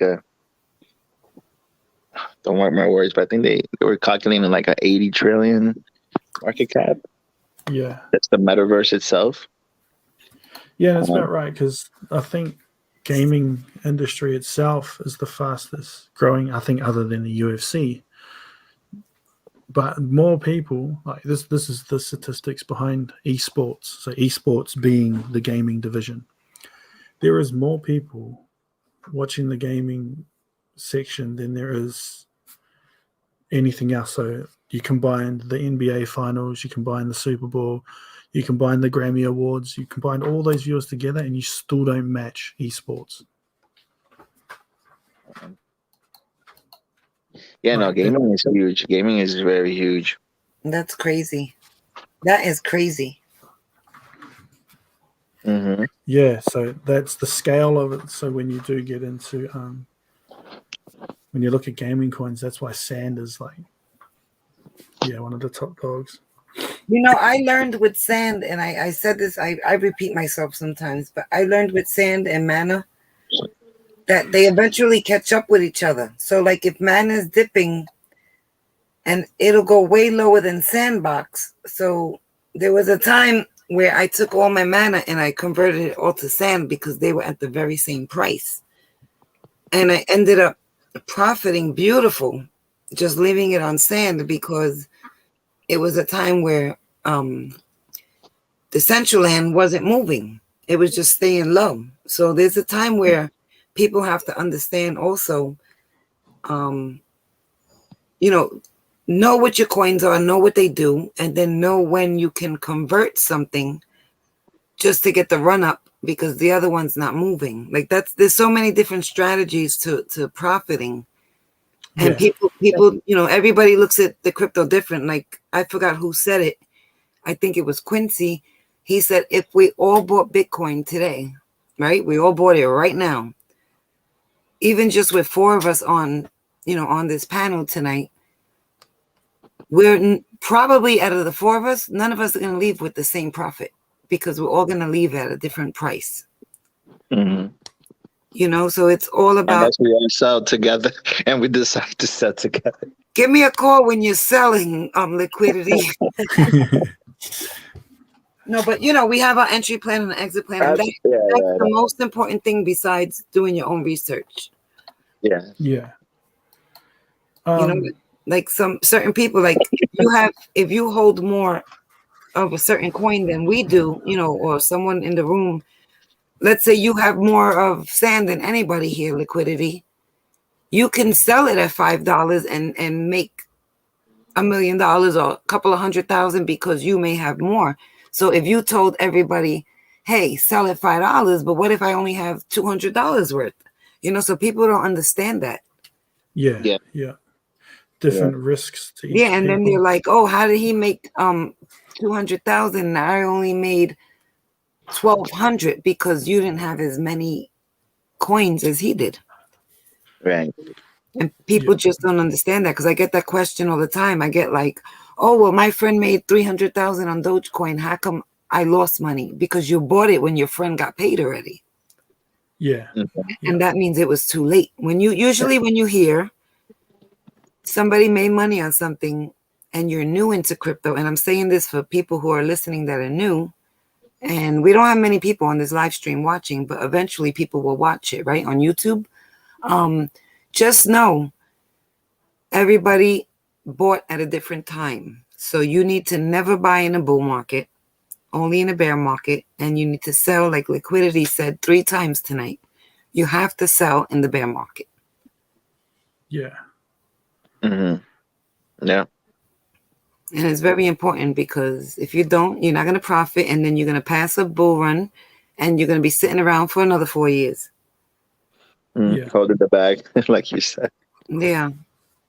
And like when people say diamond hand and hodl, hodl until your profits are there. Right, exactly. Yeah. And that's important. Diamond hands don't sell. Well, if you don't sell, when are you going to take your profits? Never. Right. Mm-hmm. That I think is like the dumbest idea I've ever heard. Diamond Yeah. hands, like diamond hand. Yeah. Hold it. Hold the bag. Hold it. yeah, I feel like the people that hold the bag though aren't aware of the Bitcoin patterns and the halvening and the bull markets and bear markets. I think they're just saying, okay, I'm just gonna hold for 10 years, and then maybe in 10 years it'll be some crazy price. well, I feel like a that's lot of sort people of come in investing like that. well, that's sort of fine depending on like your layout. I find that's my personal opinion. I think that's perfectly fine. Like for myself, it's just like accumulate Bitcoin, ETH. Mhm. Don't really care what you get. Like I do care. Obviously, I'm not going to buy it at 70,000, but I'm saying like the compound effects go into Bitcoin, and then that goes into that portfolio. So it's like because you're there for the long term. Now, saying that you would hold, I don't know, Dogecoin, like, Right. and just diamond hand Dogecoin because you believe it's going to go to $100, like, yeah, there's The thing levels is, of the thing risk. what happens. Sorry to cut you off, but the thing that happens is even if you are, you know, holding for 10 years or however long you want to hold for, um, let's just say we bought now Bitcoin at these prices, and Bitcoin potentially, let's just say it does go to 250, right? Yeah, And now your account is pretty high. And yeah, let's just say history does repeat itself again, and it comes down 85% from the 250. You're gonna be like, whoa, you saw a lot of gain, and then now your bags are much cheaper. So a lot of those people are gonna probably sell in fear because they saw yeah, that their bag was so large now, and then now it's just diving. you know so some yeah, people will not be able to hold their bag for another bull run, because they're panic selling. They see yeah, it come drop down so low, they're gonna panic sell. So yeah, I mean, it all goes with, like you said, having a plan. And if you yeah, know all these, the way that Bitcoin is working as far as bull markets, bear markets, and the timing, then yeah, if your plan is I'm going to sell in 2029, and I don't care if it goes up, if it comes back down 90%, and it's going to go back up again, and that's how you want to do it, that's perfectly fine too. Yeah. yeah, yeah, But I wouldn't want to see, let's say, my portfolio go to X amount and then just drop 90% from where it was. I would be like, what? Why did I hold the bag? yeah, You know, that's at least me personally. I don't know about you. How do you feel about yeah. that? It's just risk tolerances, really. Yeah, that's what. Are you planning on selling the majority of your coins in 2025? I don't really hold too many. Don't hold alts through a bear market. Say that again. I don't hold alts through a bear market. Oh, you don't hold oats through a bear market? Nah, I yeah. It's just When do you buy? When do you buy? Do you buy oats at all? I do, but in this case, because of what's happening through the economy, it's just very sketchy to try and accumulate alts through this type of weather. You know what I mean? Like the So debt you ceiling so you for mostly invest in what though then? and liquid. I like it's how do I say this? Um, there's two types of portfolios. So you have like I was talking before how I have a cycle for a 1 year, and then that's the portfolio that I'll use. So for me, just accumulate like it's. I'm not accumulating for the long term. That's what I should have said. Right. But the selling is going to come in, yeah, when it does run out. When it does run out. So you've seen what I was holding there, and there was like barely anything other Right, than right. the top two. So So then, going back to the charts, what this is Bitcoin here? this is ADA now. So Oh, I'll okay. run through this because I think we're supposed to go through this before. So, ADA price Cardano. targets. As you can see, I don't use lines. I use literally liquidity. So to me, 21 or 0.14. It's pretty simple. Yeah. Underneath that, there is a bit of liquidity here at 10 cents. I don't know if you guys use cents. Yeah, I see it. Oh, here. Right. If I can drag this across. What are we on the weekly? Yeah. So 2 targets. 0.05, 0.07 for ADA. When do you see that? When Bitcoin hits the bottom, Okay. when it starts to bottom out. Yeah, pretty much. Yeah. You think that's after May, like in the summer? Yeah, May. See, because a lot of Maybe people, a little bit after May. yeah, a lot of people are telling me now. They're like, "Oh, well, I got my bag set aside." And these are people who are just trying to build a portfolio. I got my bag set aside. Am I gonna miss these little pumps? And like, what do I do? And I don't tell no one what to do or when to do it. I just tell them what I'm doing, and if they wanna, figure it out from there. So a lot of people get scared and they think they're gonna miss it because now they gotta wait, and they're not gonna get nothing out of these little pumps. What do you recommend for them? Not financial advice. Say that again. Sorry. Well, Listen, you're dealing missed with a you New there. Yorker that talks 20 miles a minute. Okay, so I'm getting a handful of people that'll say they don't have nothing yet. So they're waiting for a low so they can get the best bang for their buck, obviously. Okay.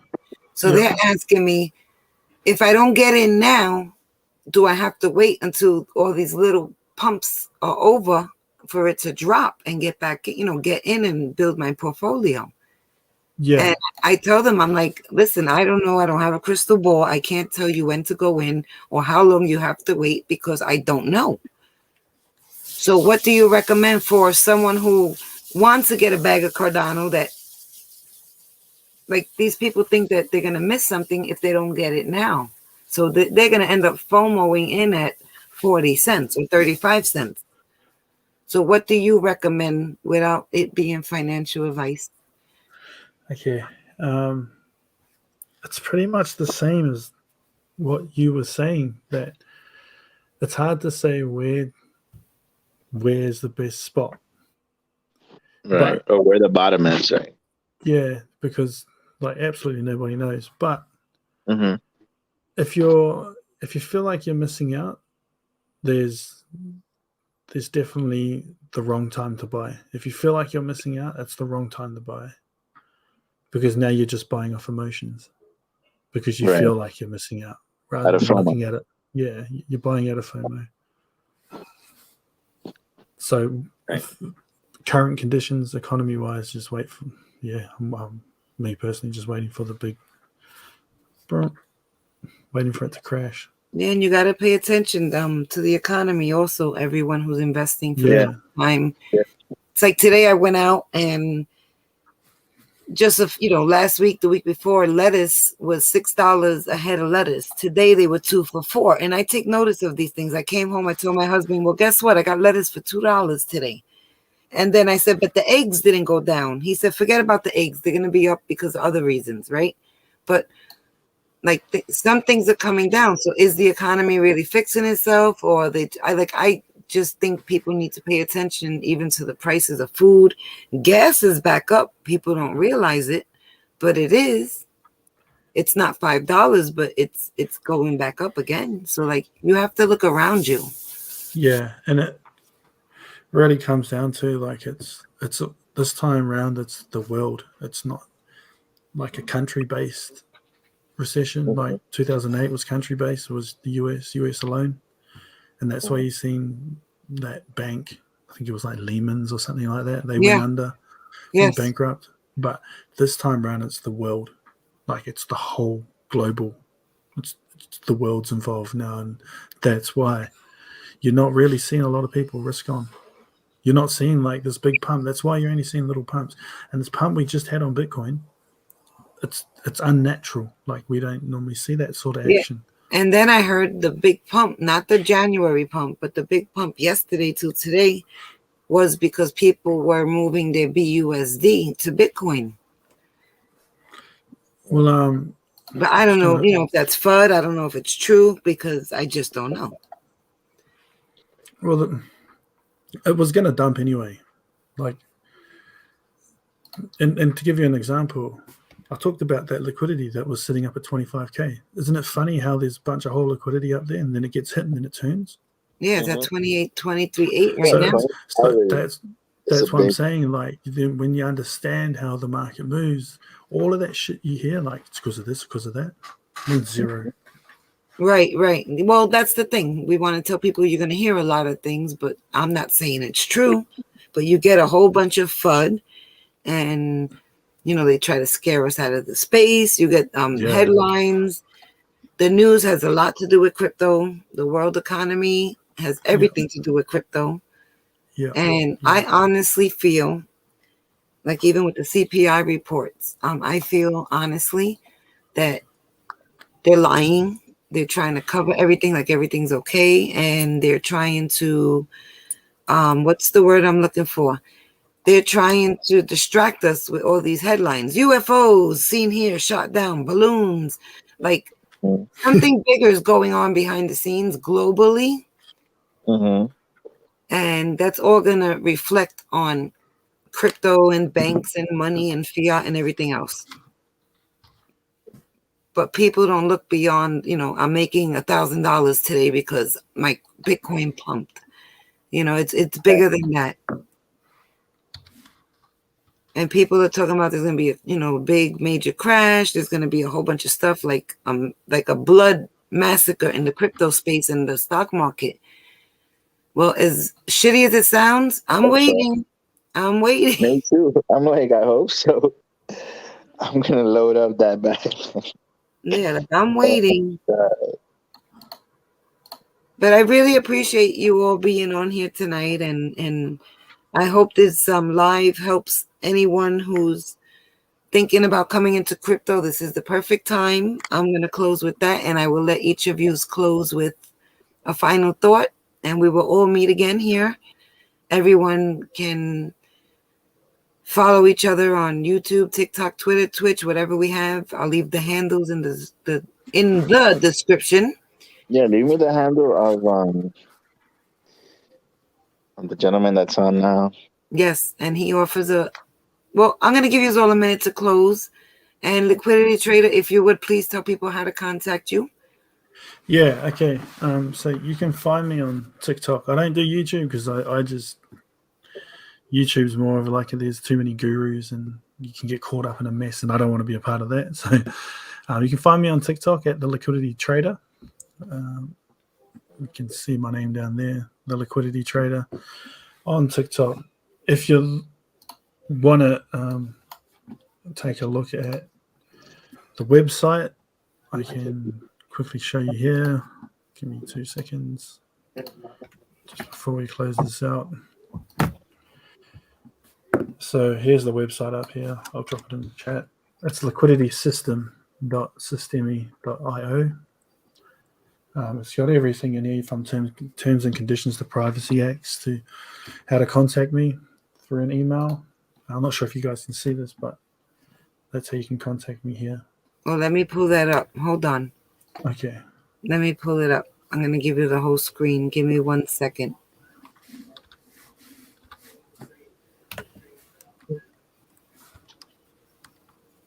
Okay, so there's the website, liquiditysystem.systemi, systeme.io. And you can find me here, and this is the website. If you guys are new, you can grab a free ebook. This will give you everything there is to learn about crypto, how to open up a wallet, how to start an exchange, how to store a wallet, what is a wallet. It's all in here. Just come to the website. You can download it for free. If you're trying to get in contact with me, then you can come to the contact us at the top right, and then you can slap it in there. Otherwise, you can find me on TikTok at the Liquidity Trader. All good. Awesome.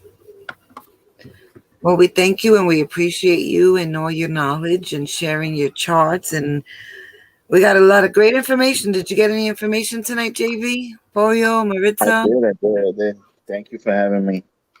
You're very welcome. Thank you for Definitely taking would love to do this again. This was fun. Yes, awesome. Maybe earlier. Maybe a little Yeah. early, Yeah. for sure. And it's great to just bounce ideas around and being able to just have some dialogue with fellow investors, and it was fun. Definitely Yeah. would like to do this again. We sure will. Well, I thank you, gentlemen. You have a beautiful liquidity Thanks. trader. Thanks for Have a having me. beautiful day because it's daytime by you, right? And we're ready to Yeah. turn in and go to sleep. Yeah, And you guys for are sure. all family, and we are all gonna one day, hopefully, right, all day get together on one of our yachts and And have Yeah. see, we're gonna come Yeah. back to these yeah, videos and see where yeah. We won't See show the them. progress. We won't show them us partying, right? Celebrating.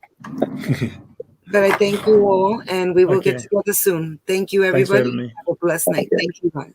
Good night. Good night. Good night. Good day.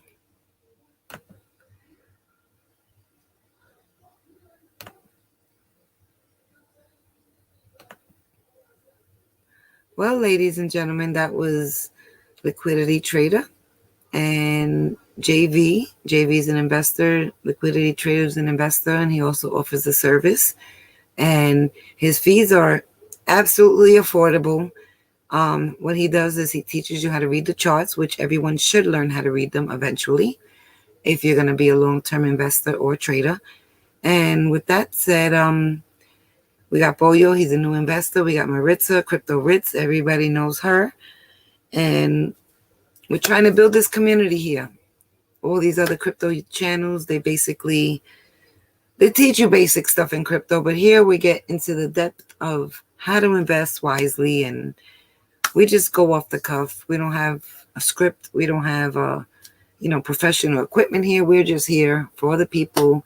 And my name is Bobby Bob, Crypto Granny, and I just want to send my love and blessings to everybody. And just do your own research. What is cryptocurrency? What are the top 20 cryptocurrencies? What do they do? And how do I invest? And I can teach you how. Okay? So I never ask you for money, any of your information. You do everything by yourself. And if anyone ever asks you to get your seed phrase, your password, your PIN numbers, your social, anything that has to do with personal business, please, I beg you, keep it moving. Don't trust them. Don't let them promise you the world. You can do this by yourself with research and education. Okay? Take care and God bless everybody. Have a good night. And thank you to my guests. I appreciate you guys and gals, dolls. Peace.